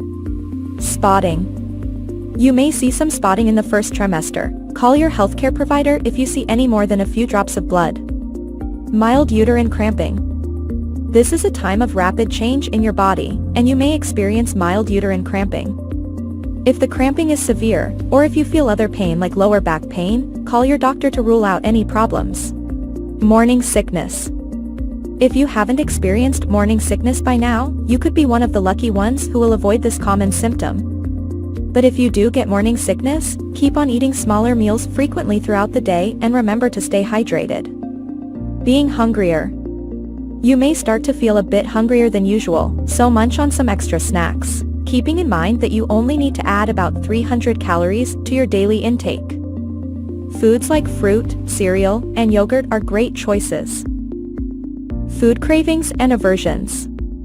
Your sense of smell is heightened now, and foods and smells you once enjoyed may now seem unpleasant. On the flip side, you may now find you crave certain foods. You can feel free to indulge any food cravings you have, as long as they seem healthy. Just make sure you're sticking to a balanced diet. Always talk to your healthcare provider if you crave non-food things like dirt or chalk. Fatigue. Thanks to an increase in your levels of the hormone progesterone during the first trimester, you may find yourself sleepier than usual. Rest as much as you can during the day, particularly if you're having trouble sleeping at night. Feeling moody. If you're feeling on top of the world 1 minute and doomed the next, you can thank pregnancy hormonal changes. Speak to loved ones about how you're feeling. It may help you feel a little better, and seek help from your healthcare provider if your mood swings are severe. Frequent urination. Yes, those extra trips to the bathroom may still be a part of your day as your baby grows and your uterus presses against your bladder. This need to pee more often may also be caused by the increased volume of blood in your body, which makes your kidneys work overtime. Don't drink less water, as staying hydrated is important, but try to go to the restroom before you head out the door or before you go into a long meeting. If you notice a burning sensation or pain when you pass urine, call your doctor, because this can be a sign of a urinary tract infection. Acne. If you're experiencing acne now and didn't before you got pregnant, or if your acne is worse now than before, it may be one of your pregnancy symptoms. Read up on how you can combat some of those spots and blemishes, and remember that it's just one of those pesky pregnancy hormone-related symptoms that should clear soon after your baby is born.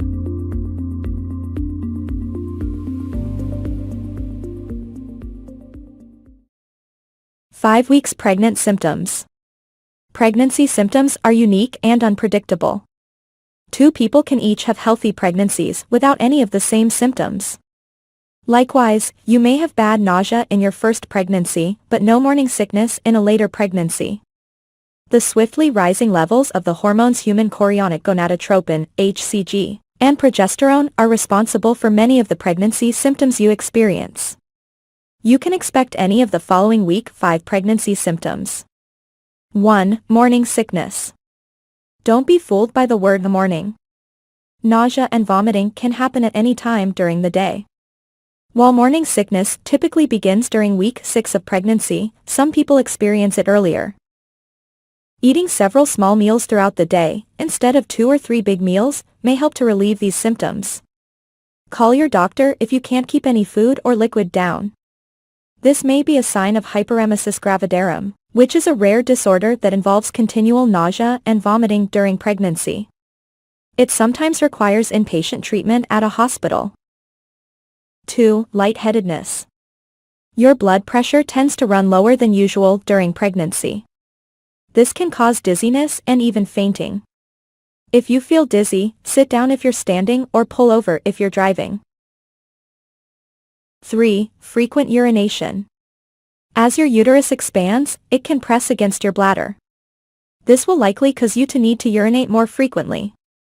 Go when you have the urge so that you avoid bladder infections. Drink plenty of water to avoid becoming dehydrated. 4. Abdominal cramps. You may experience mild cramping or bloating. This can be caused by the egg implanting or from your uterus stretching. While mild cramping shouldn't cause alarm, contact your doctor immediately if you experience severe pain that doesn't go away. 5. Vaginal bleeding. Light bleeding, also known as spotting, around the time of your missed period is usually considered implantation bleeding. While spotting can be caused by many factors, always let your doctor know if you notice any spotting or bleeding at any time during pregnancy. 6. Fatigue. As your progesterone levels increase, you may find yourself feeling sleepy and losing energy. Fatigue is most common during the first trimester, but some people will experience fatigue throughout their pregnancy. 7. Breast changes. You may experience tender, sore, swollen, or fuller breasts as your hormone levels change. This is one of the earliest symptoms of pregnancy and may appear soon after conception. 8. Food cravings and aversions. Your changing hormones can lead to a change in your appetite. You may find yourself avoiding foods you used to enjoy, or you may start craving foods you don't commonly eat. You can begin experiencing food cravings and aversions early on in your pregnancy. 9. Constipation. Your food will start moving more slowly through your digestive system to give nutrients more time to be absorbed into your bloodstream and reach your baby. This delayed transit can lead to constipation. Eating more fiber and drinking lots of fluids can help relieve or eliminate constipation. 10. Increased vaginal discharge. Vaginal discharge during pregnancy may be expected. It should be thin, white, milky, and mild smelling. If the discharge is green or yellowish, has a strong smell, or is accompanied by redness or itching, you should contact your doctor. This is likely a sign of a vaginal infection. 11. Mood swings. Pregnancy can cause a lot of emotions. Not only can the idea of a new baby cause emotional stress, but the changes in your hormones can also affect your emotions. It's perfectly fine to feel a variety of emotions from day to day, such as elation, sadness, anxiety, fear, and exhaustion. If these feelings are extreme or last more than a few days, consult your doctor right away. Warning signs of a miscarriage. According to the American College of Obstetricians and Gynecologists, about 10% of pregnancies end in miscarriage. Signs of a miscarriage include vaginal bleeding, the most common sign, which tends to be heavier than spotting and may contain clots. Abdominal or pelvic cramps. Back pain. Call your doctor if you experience any bleeding during pregnancy. An ectopic or a tubulate pregnancy is a pregnancy that grows outside the uterus, most often in the fallopian tube. This type of pregnancy isn't viable and can be life-threatening to the birthing parent. Symptoms of an ectopic pregnancy include vaginal bleeding, pelvic pain or cramping, possibly on one side, shoulder pain, dizziness or fainting. Call your doctor right away if you feel as though you are having symptoms of an ectopic pregnancy. Your baby development. The 5th week of pregnancy marks the start of the embryonic period. This is when baby's body systems and structures begin to form, such as the heart, brain, and spinal cord. Your baby's heart beats at a steady rate now, though it may not be detected by ultrasound for another 1 or 2 weeks. The placenta is also starting to develop. At this stage, your baby doesn't look like a baby yet. The embryo is growing quickly, but it's still very small, about the size of a pen tip or a sesame seed. Around this time, baby initially measures just 2 to 3 millimeters. Your body is gearing up to go through big changes, too. Pregnancy hormone levels are rapidly rising, and your uterus will begin to grow. You won't look pregnant for a couple more months, but you may start to experience symptoms now. Twin development at week 5. If you're carrying multiples, you may be able to detect your babies through an early ultrasound during week 5. Your babies are measured in millimeters at this point, but you might see 2 gestational sacs or even a couple of tiny fetal poles as the week goes on. Occasionally, you'll detect 2 gestational sacs at this early stage, but only 1 baby at a later ultrasound. This is called vanishing twin syndrome. There's often no clear reason for the loss, per 2021 research. You may have cramping and bleeding, or you may have no symptoms at all. 11 weeks pregnant, your baby's development. From an oversized head to tiny tooth buds, this week is full of exciting growth and changes, both big and small. Your baby's facial features are slowly maturing, with the ears now moving toward their final position on the sides of the head, and the eyes set wide apart with eyelids fused shut. Genitals are forming too, although it's still too early for your healthcare provider to tell if you're having a girl or a boy. But even though you don't know your baby's gender yet, why not start a list of your favorite baby names for boys and girls? Have some fun with our baby name generator. You still have plenty of time to browse and find a name you love. Tiny buds that will eventually become teeth are developing. The head makes up half the total body length at this stage, although in the coming weeks the body will grow significantly too.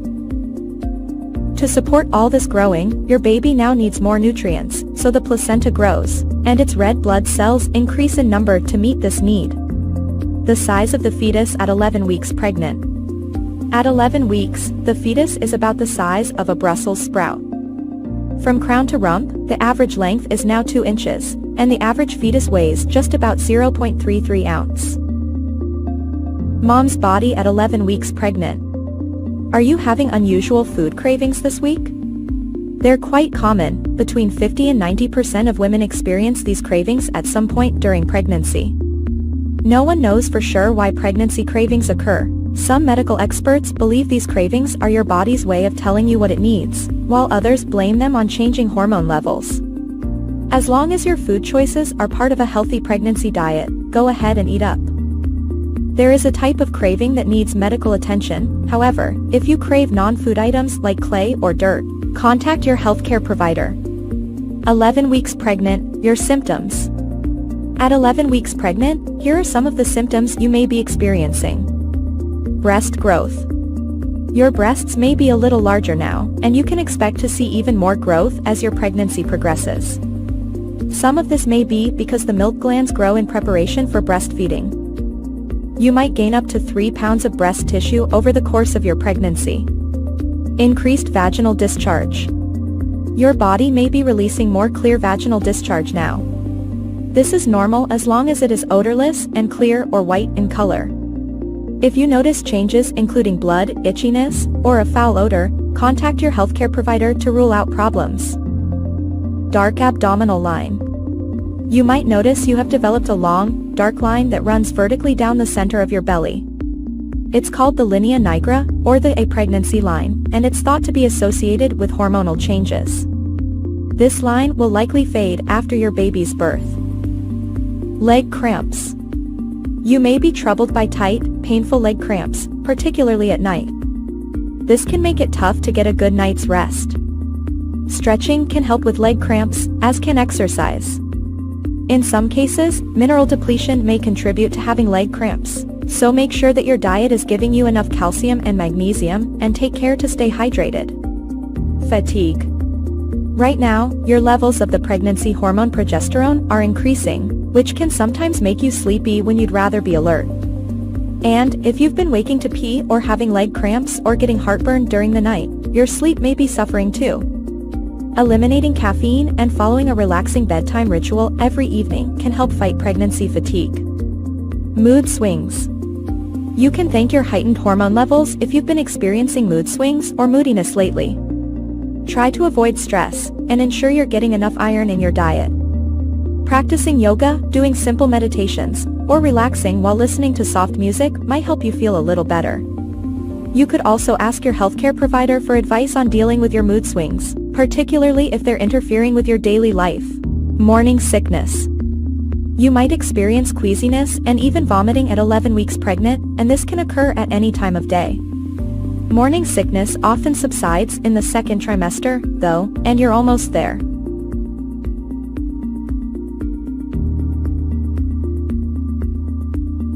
Baby development at 12 weeks. Your baby is about the size of a lime. Length: 2.13 inches. Weight: 2.05 ounces. Small movements. This week, your baby can open and close their hands, making a fist, and curl their toes. Tiny fingernails. Your baby has itsy bitsy nails growing on their fingers and toes. Your baby's intestines. The stomach and esophagus started forming around 7 weeks of pregnancy, and your baby's intestines grew so fast that they protruded into the umbilical cord. Soon, the abdominal wall will close and their intestines will make their way inside their abdomen. Your baby, although tiny, is now fully formed. They are about the size of a plum.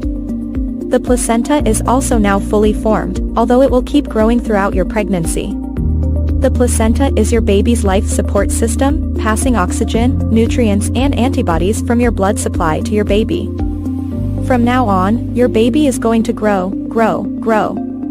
Even though you can't feel it yet, your baby is moving, waving and dancing.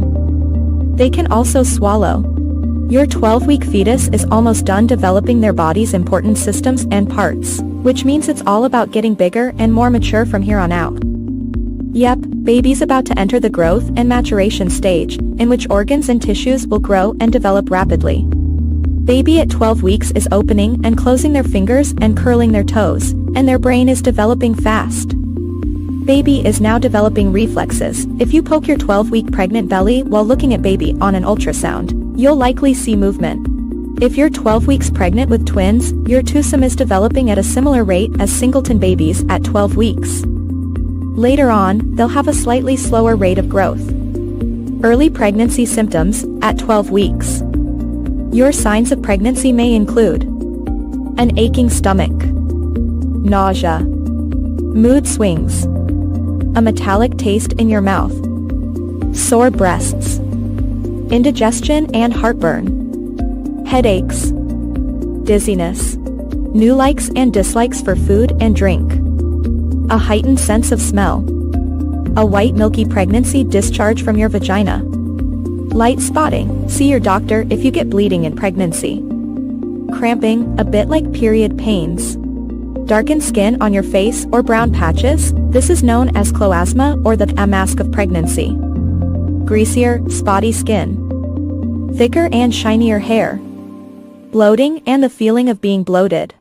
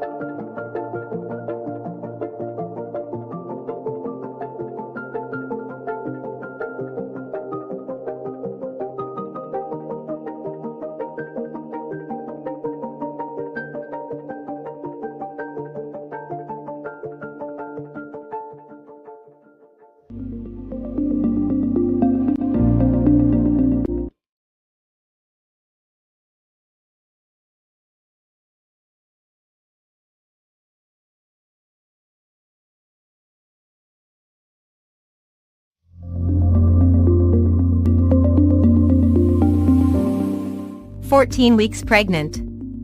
Your baby's development. Welcome to your second trimester. Your little one is trying out some new moves this week. Your baby's eyes are starting to move, and those little legs and arms are starting to flex.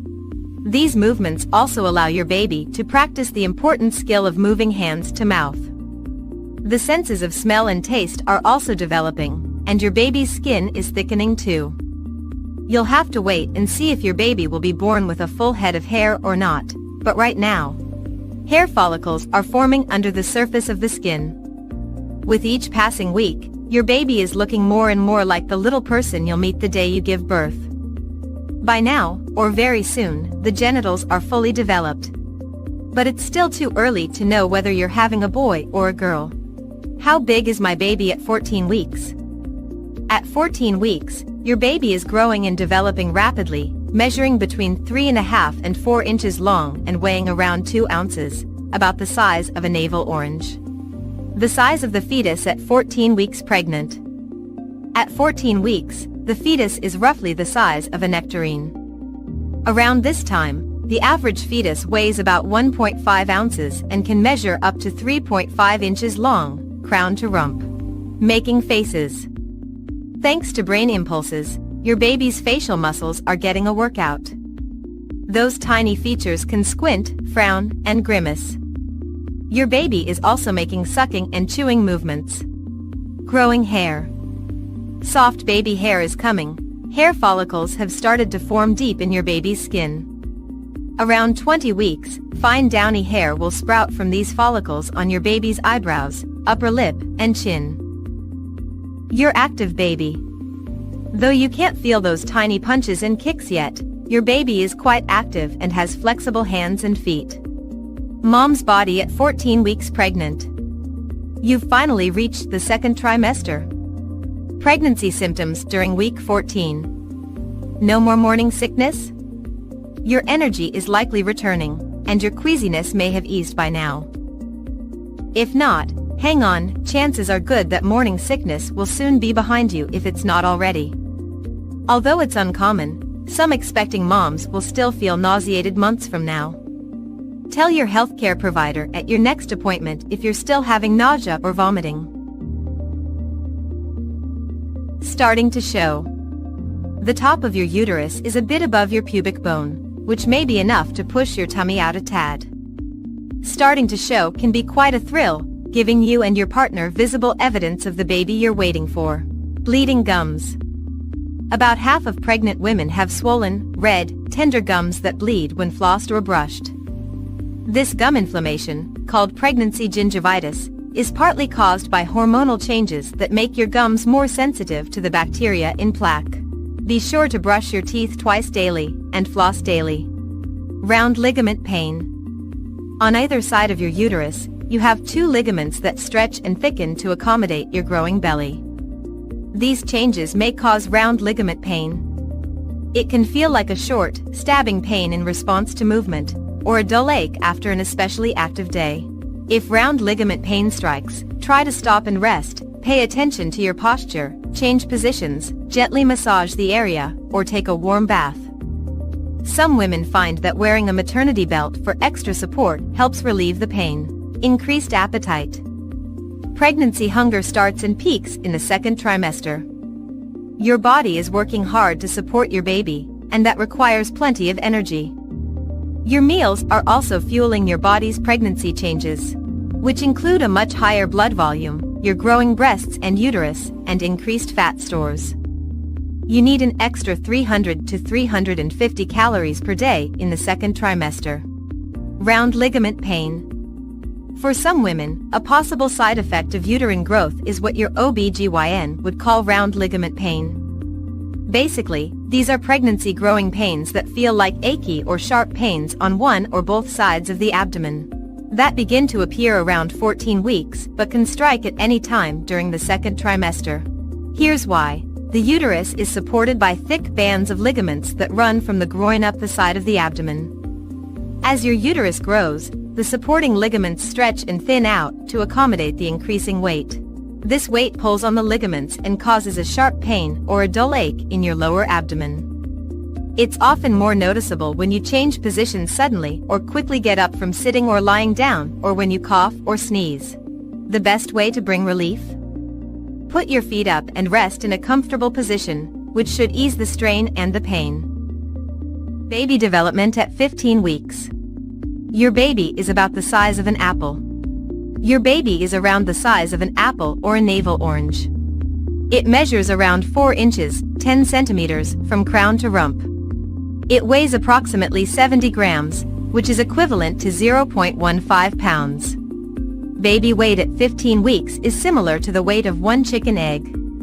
Your baby at week 15. Pregnancy week 15, fetal development. Your baby at 15 weeks pregnant has already formed all its vital organs, so now it's time to grow bigger and stronger. Among the milestones of week 15 of pregnancy fetal development is the beginning of bone ossification. The muscles are strengthening, and the bones are becoming harder. By now, the baby has longer limbs and can move its joints. Although it's not common, some women can feel baby movements at 15 weeks pregnant.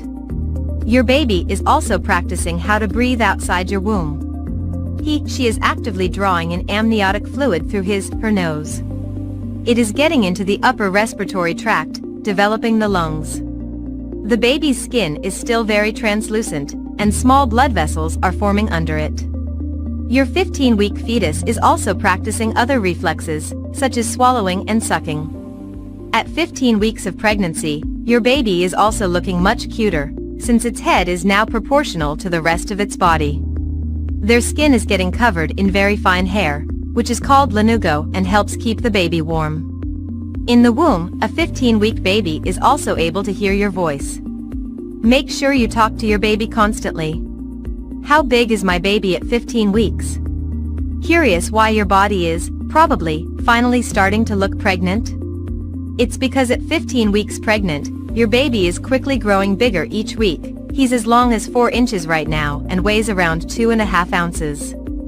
Baby is looking more like a baby.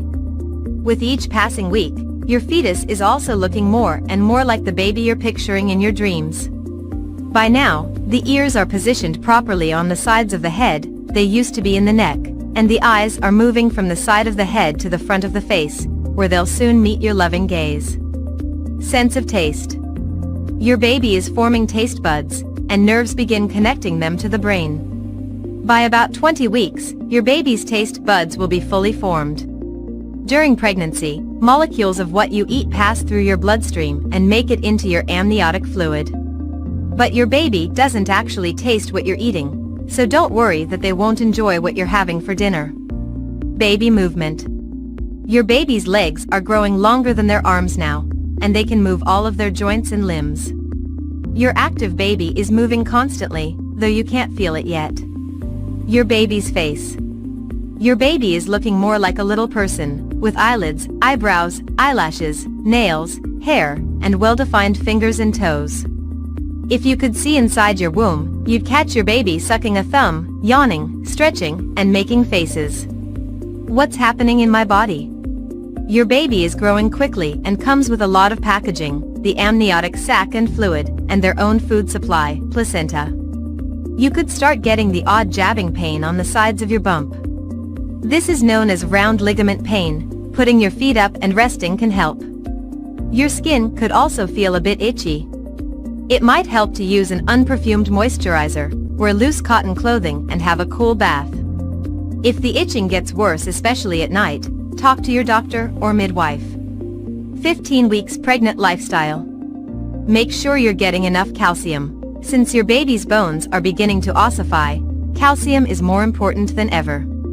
A prenatal supplement should be able to provide the calcium you need, but you can also increase your dietary intake for an extra boost. Monitor your weight gain. Drastic weight gain can be a sign of preeclampsia. Talk to your doctor if you think you're gaining too many pounds. Keep a healthy diet. You've probably made some healthy dietary changes in the previous weeks, and your 15 weeks pregnant diet should stay healthy. This will help you avoid excessive weight gain. Stay safe. Although it's advisable to exercise during your pregnancy, 15 weeks pregnancy precautions include avoiding contact sports or sports that carry a risk of falling, like horse riding. Go to the dentist. It might not be pleasant, but taking care of your teeth can actually lead to a healthier pregnancy. Women who develop gingivitis during pregnancy have a higher risk of complications, including preterm birth. Second trimester pregnancy symptoms at 15 weeks. Your pregnancy symptoms may include swollen and bleeding gums, pains on the side of your belly, caused by your expanding womb, known as round ligament pains, headaches, nosebleeds, feeling bloated, indigestion and heartburn, sore breasts, leg cramps, feeling hot, dizziness, swollen hands and feet, urine infections, vaginal infections, darkened skin on your face or brown patches. This is known as cloasma or the mask of pregnancy. Greasier, spotty skin, thicker and shinier hair.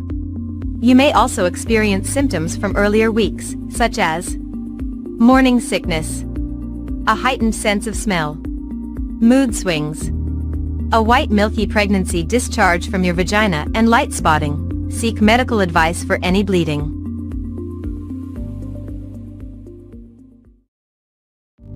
The size of the fetus at 16 weeks pregnant.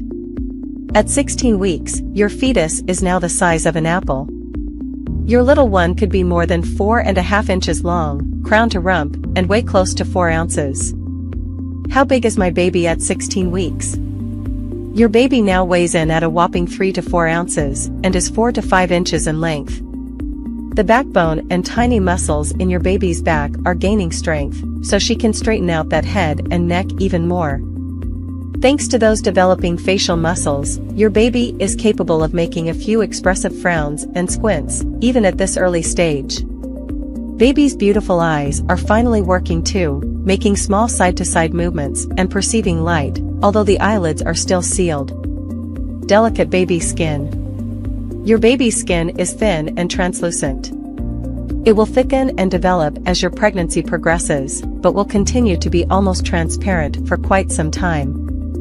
And here's the skinny on baby skin. It's practically translucent now, so if you took a peek inside your uterus, you'd be able to see your baby's blood vessels under that thin skin. Scalp patterning. On your baby's scalp, hair follicles are forming a pattern that will remain for life. This patterning sets the stage for how your baby's hair will grow. New hair follicles don't form after birth, so babies are born with all the hair follicles they'll ever have. Heart at work.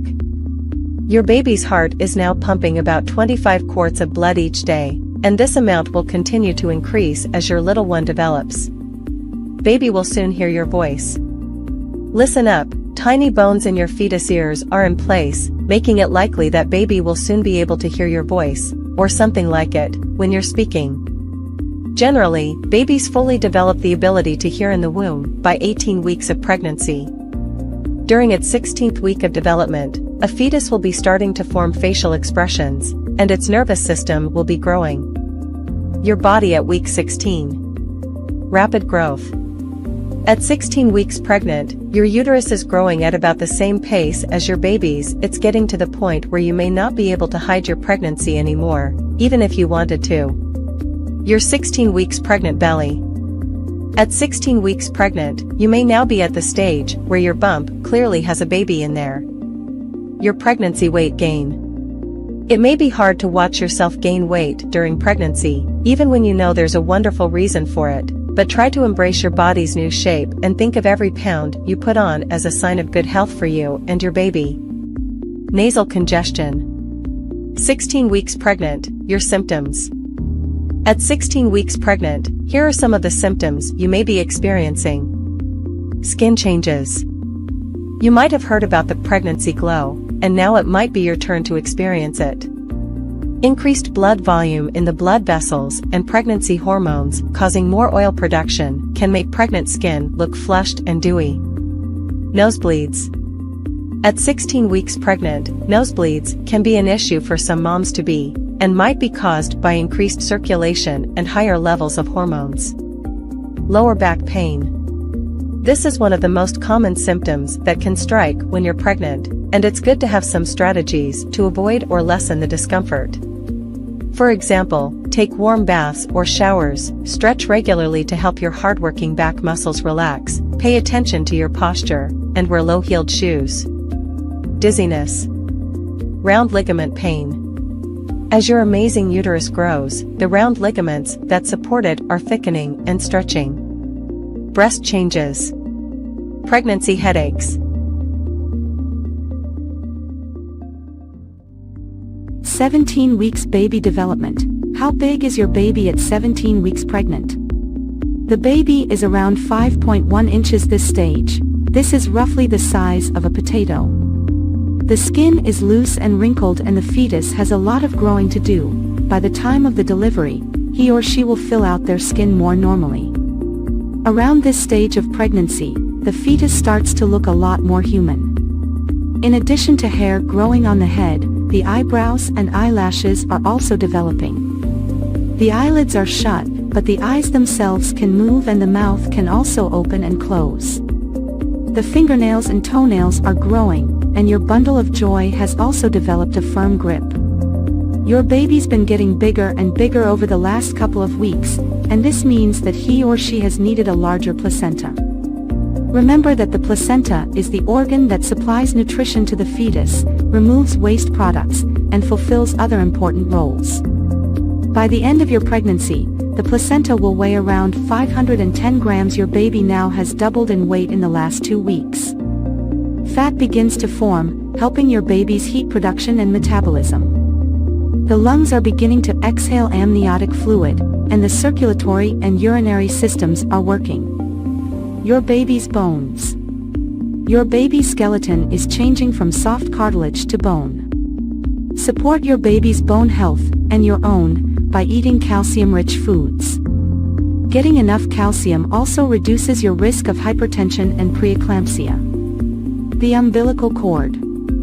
The umbilical cord, your baby's lifeline to the placenta, is growing stronger and thicker. By the end of pregnancy, it will be approximately 9 inches long and 1 inch thick. The umbilical cord delivers nutrients to your baby and ferries away waste products. Your baby's skin. Sweat glands are starting to develop. And by next week, the layers of your baby's skin will be fully formed. Your baby when you're 17 weeks pregnant. Your baby is getting bigger all the time and might now weigh more than the placenta. Your baby is about 13 centimeters from head to bottom and about 150 grams. Your baby's external sex organs are completely formed. The kidneys are working, and your baby passes urine every 50 minutes or so. Your baby will also swallow some urine, which is sterile, in the amniotic fluid. This is normal. Loud noises might make your baby startle. Your baby's taste buds are working, and your baby can tell the difference between sweet and bitter. What does my baby look like? Your baby, or fetus, is around 12 centimeters long, from head to bottom, and weighs around 150 grams. That's roughly the size of a pomegranate and the weight of a ball of mozzarella. Your baby can move their eyes, although they'll stay shut for now. React to loud noises, open and close their mouth. Your baby's fingernails are starting to grow and will have their own unique fingerprints. Even identical twins have different fingerprints. Week 17, your second trimester. You might start to feel your baby move now. You will not be able to tell exactly what your baby's up to, but soon you could be feeling every kick, punch, hiccup and somersault. Your baby's movements. Many women spot the first signs of their baby moving between 18 and 24 weeks. Inside your tummy, you might feel bubbling, fluttering, rolling.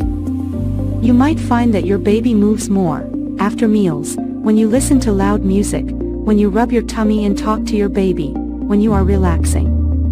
Here are some of the other symptoms you may be experiencing: tiredness and difficulty sleeping, swollen or bleeding gums, pain on the side of your belly, headaches, nosebleeds, bloating or constipation, indigestion. Baby development at 18 weeks pregnancy. At 18 weeks of pregnancy, your baby is developing at an incredible rate. During this stage of pregnancy, the baby's body is becoming more proportional, and the organs are maturing. The baby's bones are solidifying, and the baby is beginning to practice making facial expressions. The baby is now able to move in a more coordinated fashion. The baby is able to stretch, kick, and move its arms and legs.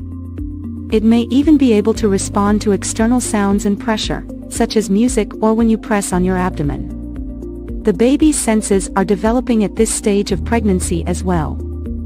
The baby's eyes are beginning to open and can detect light. The ears are also opening and allowing the baby to hear sounds from outside the womb. The baby has also developed taste buds and can now distinguish between sweet and sour flavors. The baby is beginning to produce surfactant, a substance that enables the lungs to expand and contract.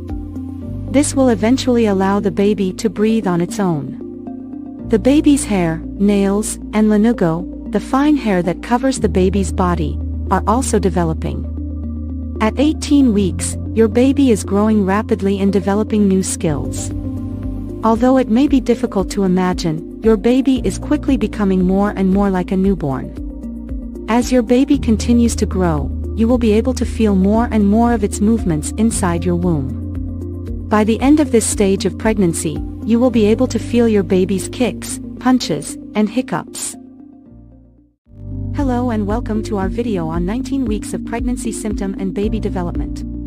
Congratulations on making it to the halfway point of your pregnancy. This is an exciting time as your baby continues to grow and develop, and you start to feel more and more like a mom-to-be. In this video, we'll cover what's happening with your baby and your body during the 19th week of pregnancy. Let's start with your baby's development. At 19 weeks, your baby is the size of a mango, measuring about 6 inches long and weighing around 8.5 ounces. This week, your baby's skin is getting thicker and more opaque, and you may even be able to see tiny veins underneath. Your baby's ears are also fully formed, and they can now hear your voice and other sounds from outside the womb. Your baby's brain is developing rapidly, and the neurons in their brain are now forming more complex connections. This means that your baby's movements are becoming more coordinated, and they may even start to play with their umbilical cord. Your baby is also starting to develop more defined facial features, including eyebrows and eyelashes. Now, let's talk about the symptoms you may be experiencing at 19 weeks pregnant. By this point, many of the early pregnancy symptoms have subsided, and you may be feeling more like yourself again. However, you may still be experiencing some common symptoms such as Braxton Hicks contractions. You may start to feel mild contractions in your uterus as early as the second trimester. These contractions are completely normal and help to prepare your body for labor. Increased appetite. You may find that you're hungrier than usual, especially as your baby's growth requires more energy. Back pain. As your baby grows and your belly expands, you may start to experience back pain. This is due to the extra weight you're carrying and the changes in your posture. Swollen feet and ankles. You may notice that your feet and ankles are starting to swell, especially if you've been standing or sitting for long periods of time. To reduce swelling, try elevating your feet whenever possible and wearing comfortable shoes. Skin changes. You may notice that your skin is becoming more sensitive or that you're developing new stretch marks. These changes are normal and can be managed with moisturizers or creams. In conclusion, at 19 weeks pregnant, your baby is growing and developing rapidly, and you may be experiencing some common symptoms like back pain, swelling, and skin changes. It's important to continue taking care of yourself by eating a healthy diet, staying active, and getting plenty of rest. Remember to schedule your next prenatal appointment with your healthcare provider and ask any questions or concerns you may have. Thank you for watching, and we'll see you in the next video. Hello and welcome to this video on 20 weeks of pregnancy symptoms and baby development. At 20 weeks, you're halfway through your pregnancy and your baby has reached an exciting milestone. So, let's dive into what to expect during this stage. Firstly, let's talk about the baby's development. At this stage, your baby is about the size of a banana, weighing around 10 ounces and measuring around 6.5 inches in length. They are now fully formed and all their major organs are in place. Your baby's skin is still thin and translucent, but they are beginning to develop a layer of fat to help regulate their body temperature. One of the most exciting developments during this stage is that you can now feel your baby's movements. Your baby is becoming more active and you might feel them kicking or moving around. As your baby grows, their movements will become more defined and frequent. Now, let's move on to the symptoms you might experience at 20 weeks of pregnancy. Firstly, many women experience increased appetite during this stage. 2. You may feel like you're constantly hungry and need to eat more often. This is because your body needs more energy to support your growing baby. Another symptom you may experience is heartburn or indigestion. As your uterus expands, it puts pressure on your stomach, which can cause acid reflux. To reduce this, try eating smaller, more frequent meals and avoid spicy or acidic foods. You may also experience some mild swelling in your feet and ankles. This is because your body is retaining more water during pregnancy. To reduce swelling, try resting with your feet elevated and avoid standing or sitting for long periods of time.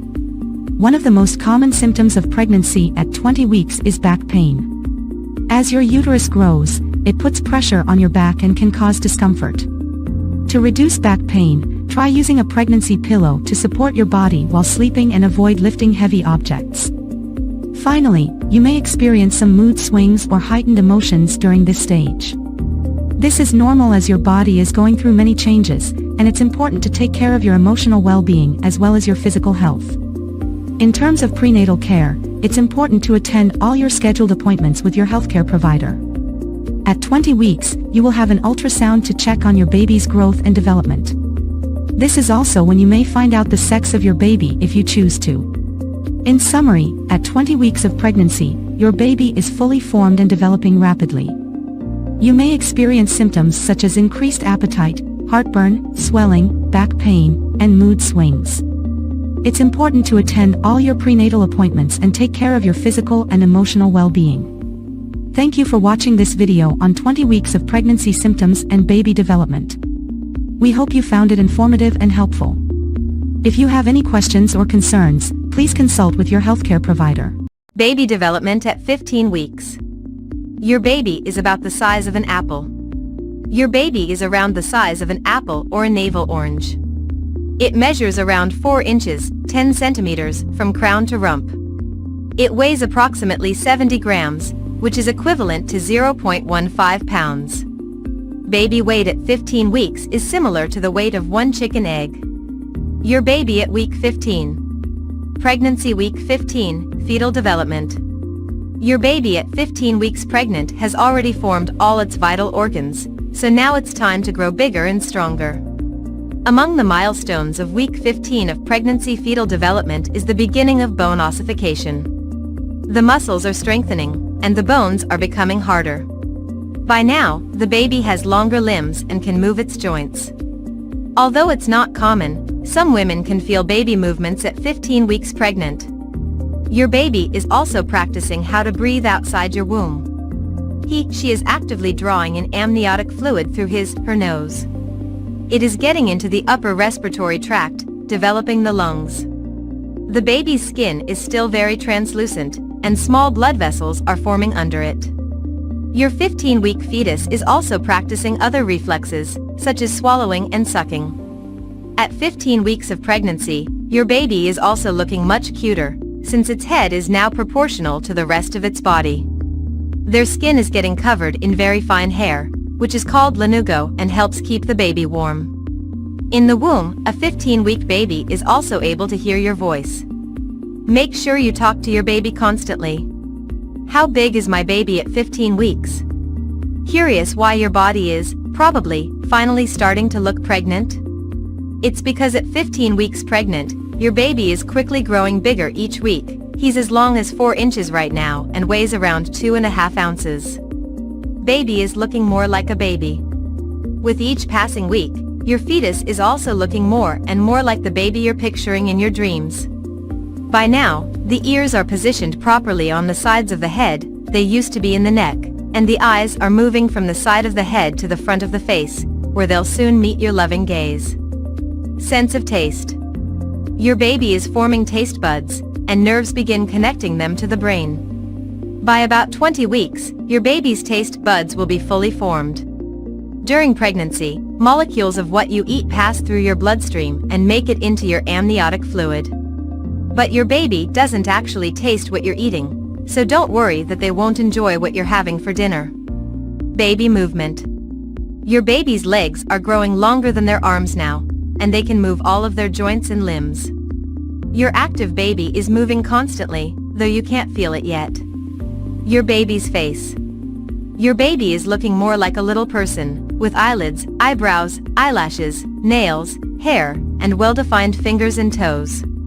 If you could see inside your womb, you'd catch your baby sucking a thumb, yawning, stretching, and making faces. What's happening in my body? Your baby is growing quickly and comes with a lot of packaging, the amniotic sac and fluid, and their own food supply, placenta. You could start getting the odd jabbing pain on the sides of your bump. This is known as round ligament pain. Putting your feet up and resting can help. Your skin could also feel a bit itchy. It might help to use an unperfumed moisturizer, wear loose cotton clothing, and have a cool bath. If the itching gets worse, especially at night, talk to your doctor or midwife. 15 weeks pregnant lifestyle. Make sure you're getting enough calcium. Since your baby's bones are beginning to ossify, calcium is more important than ever. A prenatal supplement should be able to provide the calcium you need, but you can also increase your dietary intake for an extra boost. Monitor your weight gain. Drastic weight gain can be a sign of preeclampsia. Talk to your doctor if you think you're gaining too many pounds. Keep a healthy diet. You've probably made some healthy dietary changes in the previous weeks, and your 15 weeks pregnant diet should stay healthy. This will help you avoid excessive weight gain. Stay safe. Although it's advisable to exercise during your pregnancy, 15 weeks pregnancy precautions include avoiding contact sports or sports that carry a risk of falling, like horse riding. Go to the dentist. It might not be pleasant, but taking care of your teeth can actually lead to a healthier pregnancy. Women who develop gingivitis during pregnancy have a higher risk of complications, including preterm birth. Second trimester pregnancy symptoms at 15 weeks.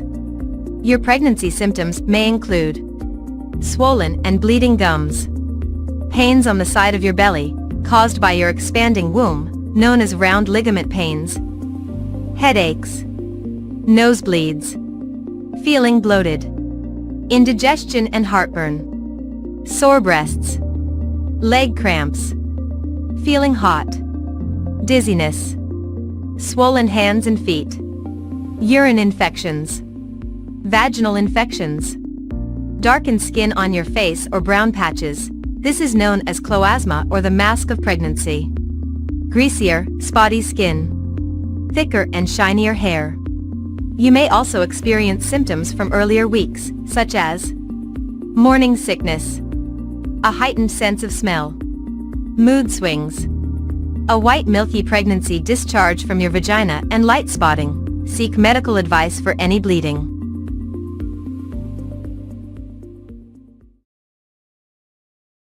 Welcome back to our channel, where we provide valuable information and support for those on their journey from infertility to fertility. Today, we'll be discussing the step-by-step process of transitioning from infertility to achieving a successful pregnancy. If you're new here, don't forget to hit the subscribe button and the notification bell so you won't miss any of our informative videos. Let us dive right into it. Step 1. Seeking professional help. The first crucial step in the journey is seeking professional help. Consult a reproductive endocrinologist or fertility specialist to evaluate your medical history, conduct tests, and diagnose any underlying issues causing infertility. Step 2. Diagnosis and treatment plan. Once diagnosed, your fertility specialist will create a personalized treatment plan. This may include lifestyle changes, medications, or advanced assisted reproductive technologies like in vitro fertilization (IVF), intrauterine insemination (IUI), or egg freezing. Step 3. Lifestyle and dietary changes. Making positive lifestyle changes can significantly impact your fertility. Maintain a healthy weight, exercise regularly, and consume a balanced diet rich in vitamins, minerals, and antioxidants. Reducing stress through activities like yoga or meditation can also be beneficial. Step 4. Medications and hormonal therapy. In some cases, hormonal imbalances may be causing infertility. Your specialist might prescribe medications to regulate your hormones and improve your chances of conception. Step 5. Assisted reproductive technologies (ART). When other methods aren't successful, you may explore assisted reproductive technologies such as IVF. This involves fertilizing eggs with sperm in a laboratory and transferring the resulting embryos into the uterus. Step 6. Egg or sperm donation. If needed, you may consider using donated eggs or sperm. This option is often chosen when a partner has low-quality eggs or sperm or in cases of same-sex couples. Step 7. Surrogacy. Surrogacy is another option for individuals or couples who can't carry a pregnancy themselves. A surrogate mother carries the pregnancy on behalf of the intended parents. Step 8. Adoption. If achieving a biological pregnancy isn't possible, adoption is a wonderful way to build a family. Adoption agencies can help match you with a child, and the process varies by country and jurisdiction. Step 9. Emotional support. Throughout this journey, emotional support is essential. Consider joining support groups, seeking therapy, or confiding in close friends and family members who can provide comfort and understanding. Step 10. Patience and persistence. Remember, the path from infertility to fertility can be challenging, but staying patient and persistent is key. Celebrate small victories, lean on your support network, and never lose hope. Conclusion. Host, that wraps up our step-by-step guide on transitioning from infertility to fertility. We hope you found this information helpful and encouraging. If you have any questions or would like us to cover specific topics in the future, please leave a comment below. Don't forget to give this video a thumbs up and share it with anyone who might benefit. Thank you for watching, and we'll see you in the next video. Stay strong and keep believing in the power. Welcome back to our channel. Today, we're diving into the topic of normal delivery and discussing whether it's the right choice for expecting mothers. Giving birth is a transformative experience, and there are various methods available. Let us explore the pros and cons of opting for a normal delivery. Point 1. Natural process. Host, normal delivery, also known as vaginal birth, is a natural process that has been practiced for centuries. Many argue that it is the way our bodies are designed to bring new life into the world. Pro. Natural process. Normal delivery allows the mother to experience the natural progression of labor, which can enhance the bond between mother and child. It also allows the mother's body to release hormones, such as oxytocin, which aid in breastfeeding and postpartum recovery. Con. Pain and discomfort. While normal delivery is a natural process, it can involve intense pain and discomfort during labor. This can be challenging for some women, and pain management techniques like breathing exercises and epidurals may be necessary. Point 2. Faster recovery. Host, another aspect to consider is the recovery period after childbirth. Let us take a closer look at the pros and cons related to recovery. Pro. Faster recovery. Compared to a cesarean section, normal delivery typically results in a shorter hospital stay and faster postpartum recovery. Women who have a normal delivery may find it easier to resume their daily activities and care for their newborn. Con. Physical trauma. Despite the faster recovery, normal delivery can cause physical trauma, such as perineal tears. Recovery from these tears can take time and require additional care and attention. Point 3. Lower risk of complications. Host, ensuring the safety of both the mother and baby during childbirth is a top priority. Let us discuss the pros and cons associated with the risk of complications.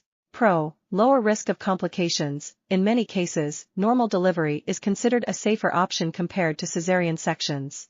It carries a lower risk of infection, blood loss, and complications related to anesthesia. It also promotes natural immune system development for the newborn.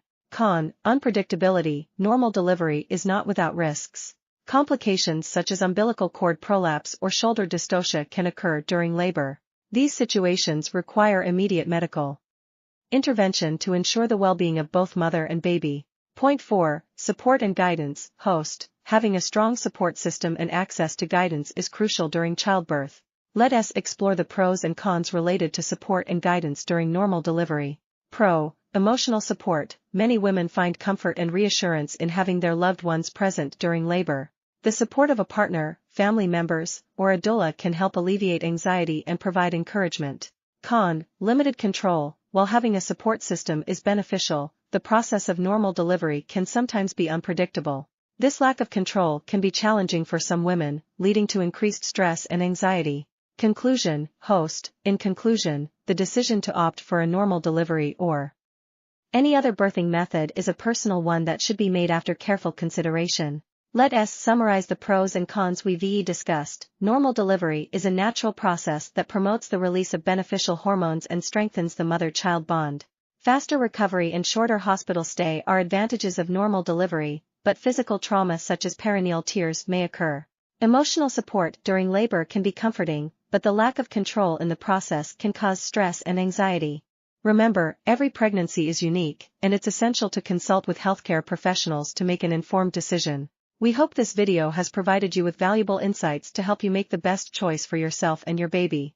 Don't forget to like and subscribe. Menopause and Hormonal Changes Guide Tips Intro. Hey there, wonderful people. Welcome back to Healthcare Lover. Today we're diving deep into a topic that affects so many incredible women out there. Menopause and hormonal changes. Yes, we're unraveling the mysteries behind those 15 crucial points. So, grab a cup of tea, get cozy, and let's get started. Point number one, understanding the basics. Menopause is a natural biological process that every woman goes through, typically in her late 40s or early 50s.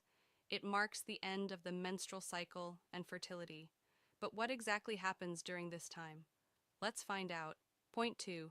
Hormonal roller coaster. As women approach menopause, there's a significant drop in estrogen and progesterone levels. These hormonal fluctuations can lead to a variety of symptoms, from hot flashes to mood swings. Ladies, you are not alone in this. Point 3. Impact on mood and emotions. Hormones play a crucial role in regulating our emotions. During menopause, the hormonal imbalance can contribute to mood swings, irritability, and even anxiety. It's essential to acknowledge and address these changes. Point 4. The infamous hot flashes. The notorious hot flashes. We've all heard about them, but what causes these sudden bursts of heat? Stay tuned as we explore this in point number 4. Point 5. Sleep disturbances. Menopause often brings along sleep challenges. From insomnia to night sweats, getting a good night's sleep can become quite the struggle. But fear not, we'll discuss strategies to help you catch those ZES. Point 6. Weight gain and metabolism. Hormonal changes can affect metabolism, making it easier to gain weight, especially around the abdominal area. But fret not, we've got tips to help you maintain a healthy lifestyle during this phase. Point 7. Bone health. Estrogen plays a crucial role in maintaining bone density. With its decline during menopause, the risk of osteoporosis increases. Let's delve into how to support your bones through nutrition and lifestyle choices. Point 8. Memory and cognitive changes. Some women experience changes in memory and cognitive function during menopause. We'll explore these changes and share strategies to keep your mind sharp. Point 9. Skin and hair transformations. Hormonal changes can impact the skin's elasticity and lead to hair thinning.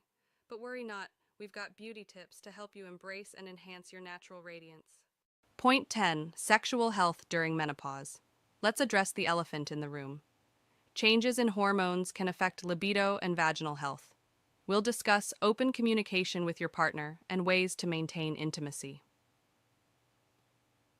Point 11. Managing stress. Menopause can be a stressful time, but stress exacerbates symptoms. Learn effective stress management techniques to navigate this phase with grace. Point 12. Hormone replacement therapy, HRT. For some women, HRT can be a game changer in managing menopausal symptoms. We'll explore the pros and cons to help you make an informed decision. Point 13. Nutrition and supplements.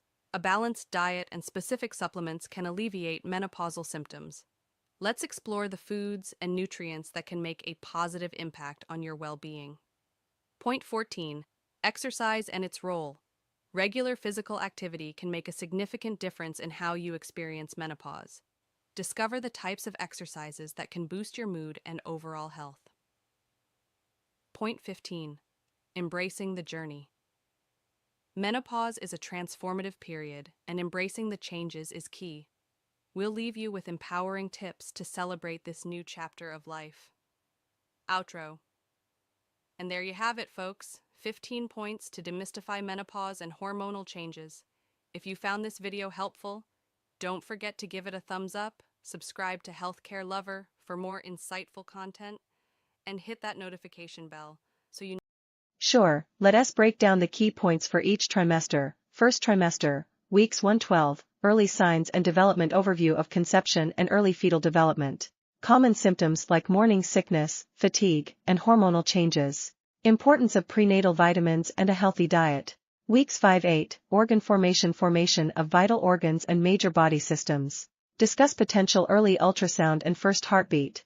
Weeks 9-12, transition to second trimester, gradual reduction of some early symptoms. Introduction of prenatal screenings and tests. Second trimester, weeks 13-16, visible changes baby's growth spurt and noticeable changes in the mother's body. Announcement of pregnancy to friends and family, week 17-20, gender reveal discussion on when and how gender can be determined. Introduction of anatomy scan and potential genetic testing. Weeks 21-24, viability and quickening fetal viability milestone. First experiences of fetal movements quickening. Third trimester, weeks 25-28, final trimester begins overview of the home stretch. Importance of monitoring baby's movements. Weeks 29-32, preparing for labor discussion on birthing classes and birth plans. Baby shower preparations and nesting instincts, weeks 33-40, final preparations, physical and emotional changes in the mother. Signs of labor and when to contact healthcare provider. Packing hospital bag and finalizing birth plan. Postpartum, labor and delivery overview of labor stages and delivery options. Postpartum recovery and care for both mom and baby. Newborn care, basics of newborn care, feeding, and sleep. Emotional adjustments and potential postpartum support. Remember, this is just an outline. Feel free to expand on each point based on your audience and the depth you want to cover. Welcome to our review of in vitro fertilization, or IVF, a common treatment option for couples attempting to conceive. First, a basic explanation of how IVF works. The procedure starts with a woman taking medicine to encourage the development of numerous eggs in her ovaries. Once the eggs are ready, they are extracted during a small surgical operation. Next, the eggs are fertilized with the partner's or a donor's sperm in a laboratory dish. The resultant embryos are then transferred to the woman's uterus, with the goal that at least one will implant and result in a healthy pregnancy. IVF is often advised for couples who have been trying to conceive for at least 1 year without success, or for those with a known reproductive condition such as blocked fallopian tubes or low sperm count. It's crucial to understand that IVF is not always successful on the first try, and numerous rounds may be required to obtain a pregnancy. Additionally, IVF may be a physically and emotionally hard procedure, so it's crucial to have support and advice from a fertility professional and counselor. Whether you and your spouse are contemplating IVF, it's crucial to have a comprehensive examination and conversation with a fertility expert to see if it's the best decision for you. Thank you for watching. We hope this summary has been useful in understanding the fundamentals of IVF and the possibilities it has for families dealing with infertility. Start with a warm welcome and a brief introduction to the topic. Mention the importance of understanding ovulation for those trying to conceive or practicing contraception. Point 1. Know your menstrual cycle. Explain that ovulation occurs in the middle of your menstrual cycle. Discuss the typical menstrual cycle length, which is around 28 days, but can vary. Emphasize that tracking your cycle is essential. Point 2. Start with day 1. Explain that the first day of your menstrual bleeding is considered day 1 of your cycle. Point 3. Calculate your cycle length. Instruct viewers to record the number of days between the start of one period to the start of the next for a few months. Highlight that cycle length can vary and may not always be the same. Point 4. Determine your ovulation window. Mention that the ovulation window is usually around the midpoint of the cycle. To find it, subtract 14 from your average cycle length. For example, if your cycle is 28 days, subtract 14 to get 14. Your ovulation window is around day 14. Point 5. Use ovulation prediction kits. OPKs. Explain that OPKs can help pinpoint ovulation more accurately. Describe how to use OPKs by following the package instructions.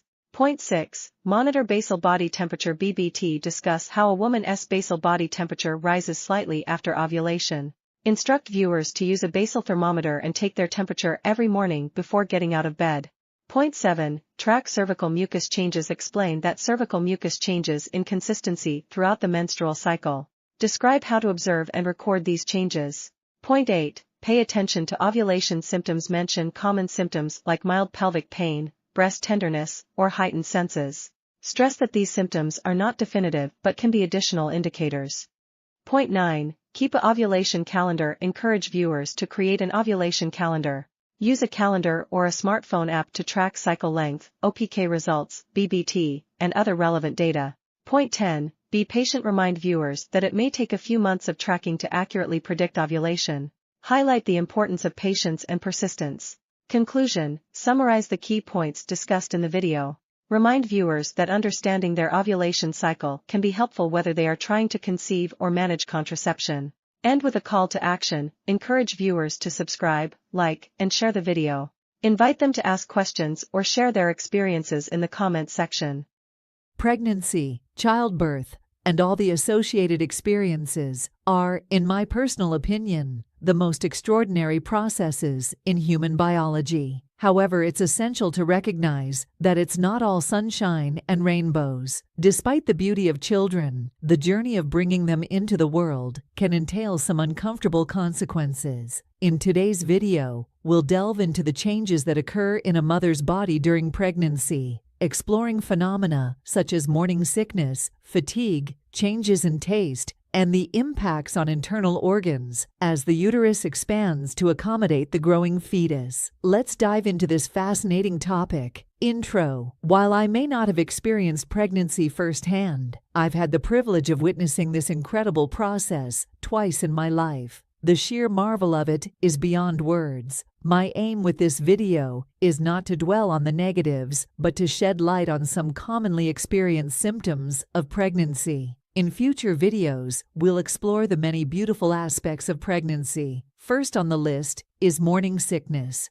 Contrary to its name, it can occur at any time of day and isn't obliged to vanish post-lunge. Although the precise cause remains elusive, the hormone HCG likely plays a significant role. HCG, or human chorionic gonadotropin, doubles every 48 to 72 hours during the first 12 weeks of pregnancy, peaking and then declining. Higher levels may indicate multiple pregnancies or issues like Down syndrome. While most experience relief by weeks 12 to 16, some endure severe morning sickness throughout, known as hyperemesis gravidarum, which poses serious challenges. Moving on to fatigue, progesterone, and its metabolite, allopregnanolone, are key players. Progesterone levels rise steadily throughout pregnancy, contributing to drowsiness due to enhanced responsiveness to the neurotransmitter GABA. Fatigue tends to ebb in the second trimester before resurfacing in the third, influenced by various hormonal changes and the physical and emotional toll of pregnancy. Another common phenomenon is changes in taste,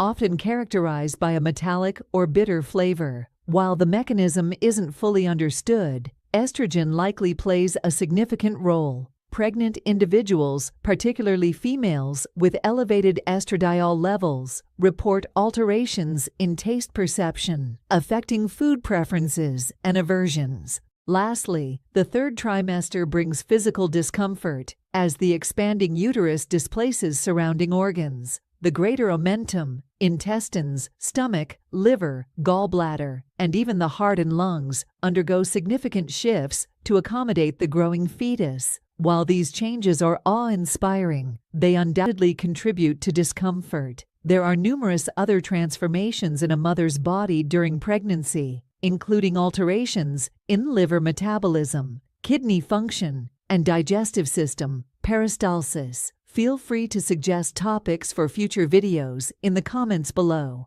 Thanks for tuning in, and I'll catch you in the next video.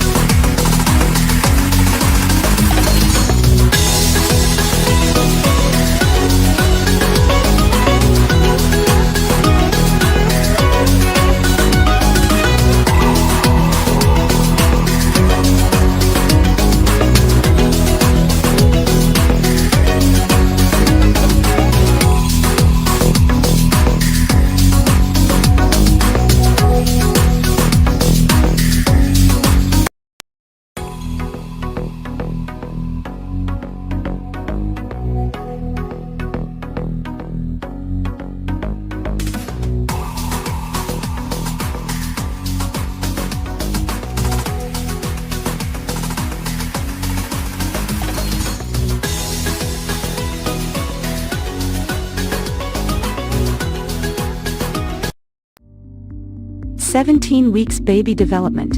How big is your baby at 17 weeks pregnant? The baby is around 5.1 inches this stage. This is roughly the size of a potato. The skin is loose and wrinkled and the fetus has a lot of growing to do. By the time of the delivery, he or she will fill out their skin more normally.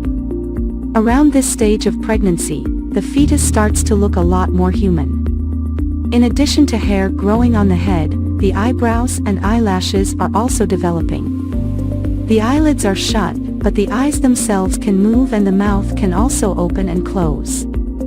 The fingernails and toenails are growing, and your bundle of joy has also developed a firm grip. Your baby's been getting bigger and bigger over the last couple of weeks, and this means that he or she has needed a larger placenta.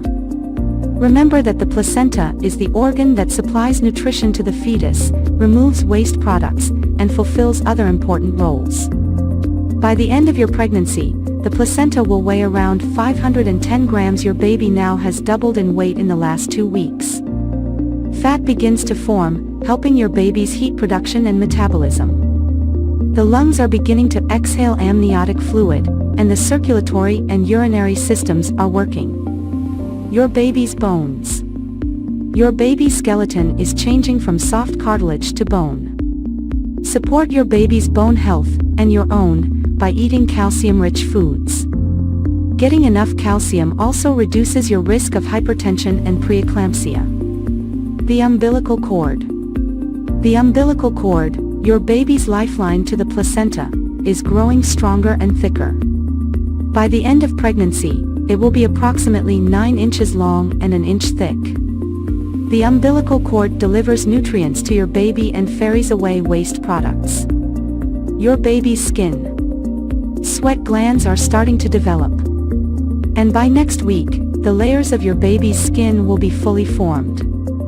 Your baby when you're 17 weeks pregnant. Your baby is getting bigger all the time and might now weigh more than the placenta. Your baby is about 13 centimeters from head to bottom and about 150 grams. Your baby's external sex organs are completely formed. The kidneys are working, and your baby passes urine every 50 minutes or so. Your baby will also swallow some urine, which is sterile, in the amniotic fluid. This is normal. Loud noises might make your baby startle. Your baby's taste buds are working, and your baby can tell the difference between sweet and bitter. What does my baby look like? Your baby, or fetus, is around 12 centimeters long, from head to bottom, and weighs around 150 grams. That's roughly the size of a pomegranate and the weight of a ball of mozzarella. Your baby can move their eyes, although they'll stay shut for now. React to loud noises, open and close their mouth. Your baby's fingernails are starting to grow and will have their own unique fingerprints. Even identical twins have different fingerprints. Week 17, your second trimester. You might start to feel your baby move now. You will not be able to tell exactly what your baby's up to, but soon you could be feeling every kick, punch, hiccup and somersault. Your baby's movements. Many women spot the first signs of their baby moving between 18 and 24 weeks. Inside your tummy, you might feel bubbling, fluttering, rolling. You might find that your baby moves more after meals, when you listen to loud music, when you rub your tummy and talk to your baby, when you are relaxing. Here are some of the other symptoms you may be experiencing: tiredness and difficulty sleeping, swollen or bleeding gums, pain on the side of your belly, headaches, nosebleeds, bloating or constipation, indigestion.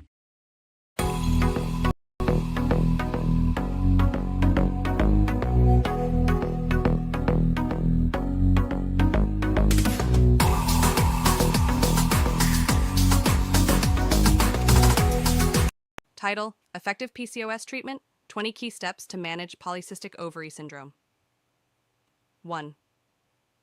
Introduction. Greet your viewers and provide a brief overview of PCOS. Mention the importance of early diagnosis and management. 2. Understanding PCOS.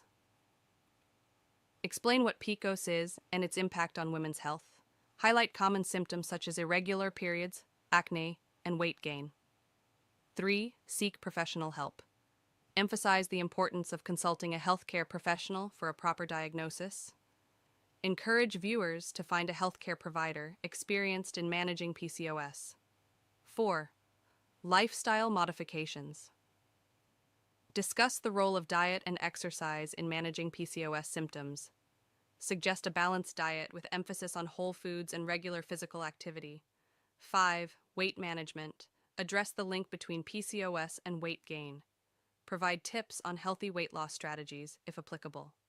6. Medication options. Briefly explain common medications prescribed for PCOS, such as birth control pills and anti-androgens. Highlight the importance of medication adherence. 7. Nutritional supplements. Discuss supplements like inositol and vitamin D that may benefit women with PCOS. Emphasize consulting a healthcare professional before starting any supplement regimen. 8. Fertility considerations. Touch on the challenges PCOS may pose to fertility. Mention fertility treatments and options for those planning to conceive. 9. Hormonal balance. Explain how hormonal imbalances play a role in PCOS. Discuss hormone therapy options prescribed by healthcare professionals. 10. Regular monitoring. Stress the need for regular checkups and monitoring of PCOS symptoms. Encourage open communication with healthcare providers. 11. Stress management. Discuss the impact of stress on PCOS symptoms. Suggest stress reduction techniques such as meditation and yoga. 12. Sleep hygiene. Highlight the importance of adequate sleep for overall health. Discuss the link between PCOS and sleep disturbances. 13. Skincare. Address skin-related concerns associated with PCOS. Provide skincare tips to manage acne and other skin issues. 14. Customized treatment plans. Acknowledge that PCOS treatment is not one size fits all. Encourage viewers to work with their healthcare providers to develop personalized plans. 15. Educational resources. Recommend reliable sources for further PCOS education. Mention reputable websites and support groups. 16. Community support. Emphasize the value of connecting with others who have PCOS. Mention online forums or local support groups. 17. Ongoing education. Encourage viewers to stay informed about new developments in PCOS research. Highlight the importance of staying proactive in managing one's health. 18. Mind-body connection. Discuss the impact of mental health on PCOS. Encourage practices that promote a healthy mind-body connection. 19. Long-term outlook. Discuss the long-term management of PCOS. Address the potential impact on overall health as women age. 20. Conclusion. Summarize key points. Encourage viewers to take a proactive approach to their PCOS management. Remember to tailor the script to your audience and provide accurate, up-to-date information.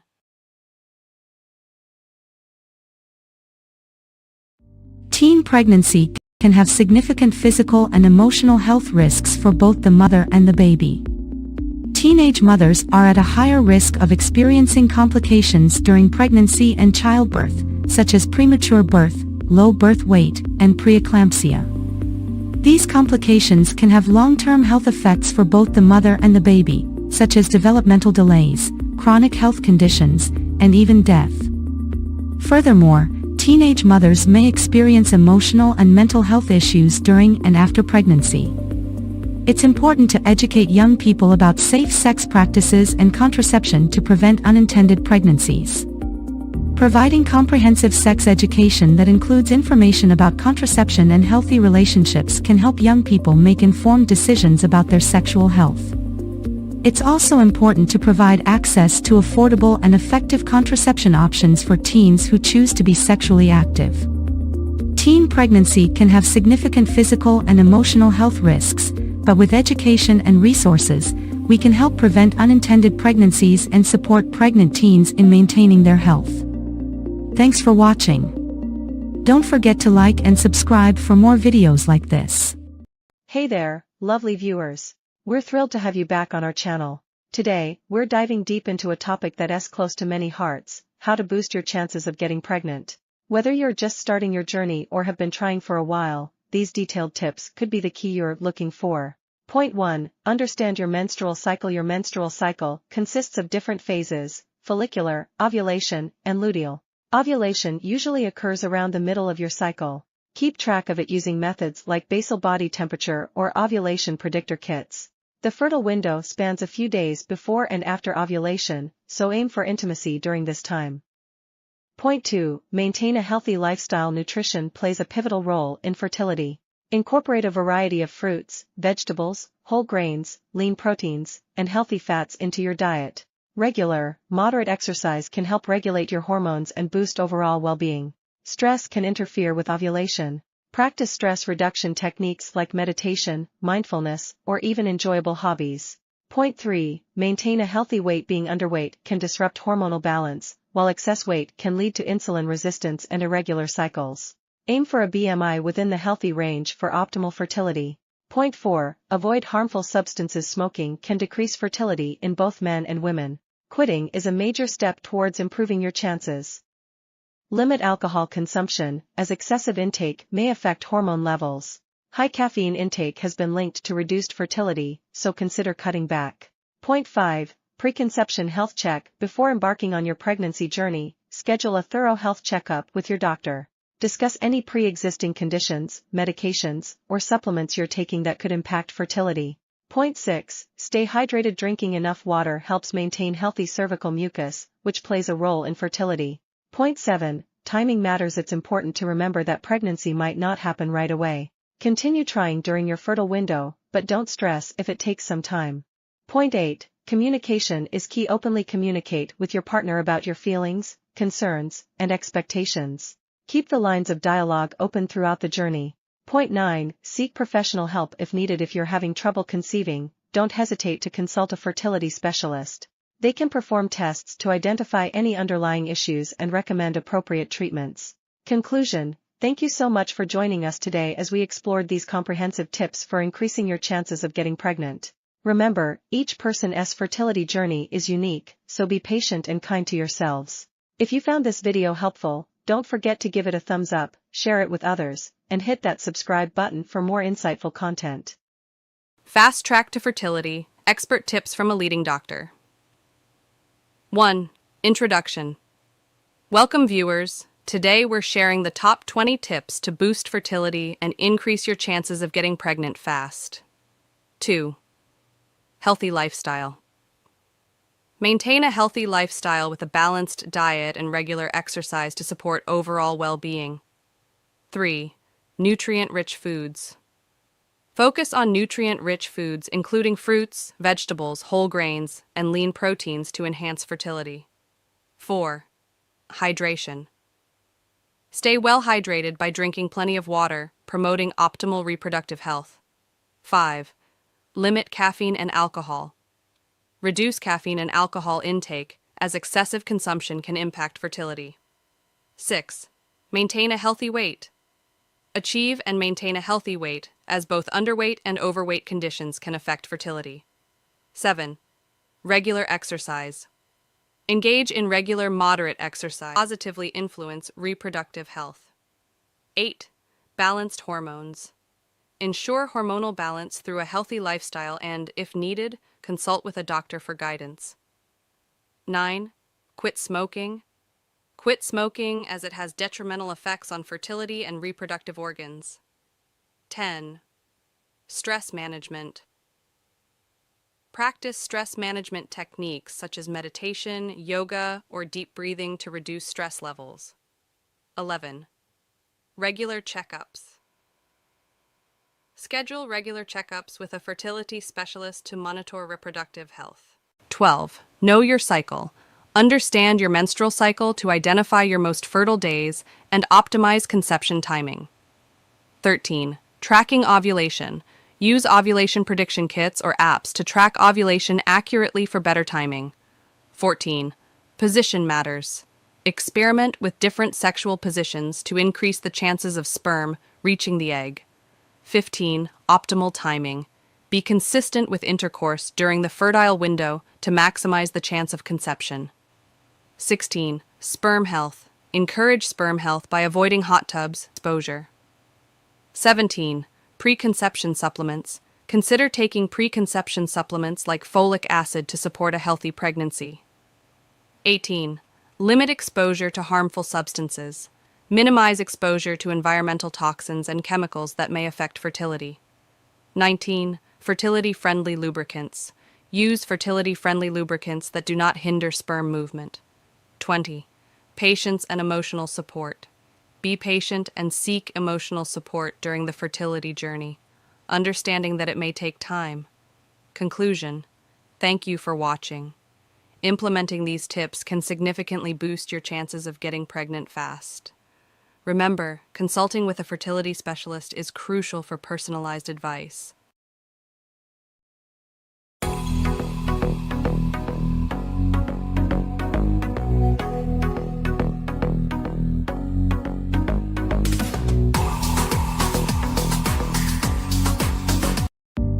Healthcare needs of pregnant teenagers and their babies. 1. Pregnant teenagers have unique healthcare needs that require specialized care and attention. 2. Prenatal care is critical for ensuring a healthy pregnancy and reducing the risk of complications for both the mother and baby. 3. Teenage mothers are more likely to experience pregnancy-related complications, such as preterm labor and low birth weight babies. 4. Adequate nutrition and regular exercise are essential for the health of both the mother and baby during pregnancy. 5. Teenage mothers may require additional emotional and psychological support throughout their pregnancy and after giving birth. 6. Babies born to teenage mothers are at higher risk of health problems and developmental delays.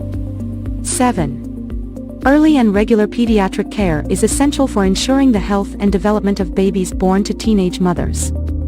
8. Teenage mothers may require education and support in breastfeeding, as breast milk provides essential nutrients and immunity for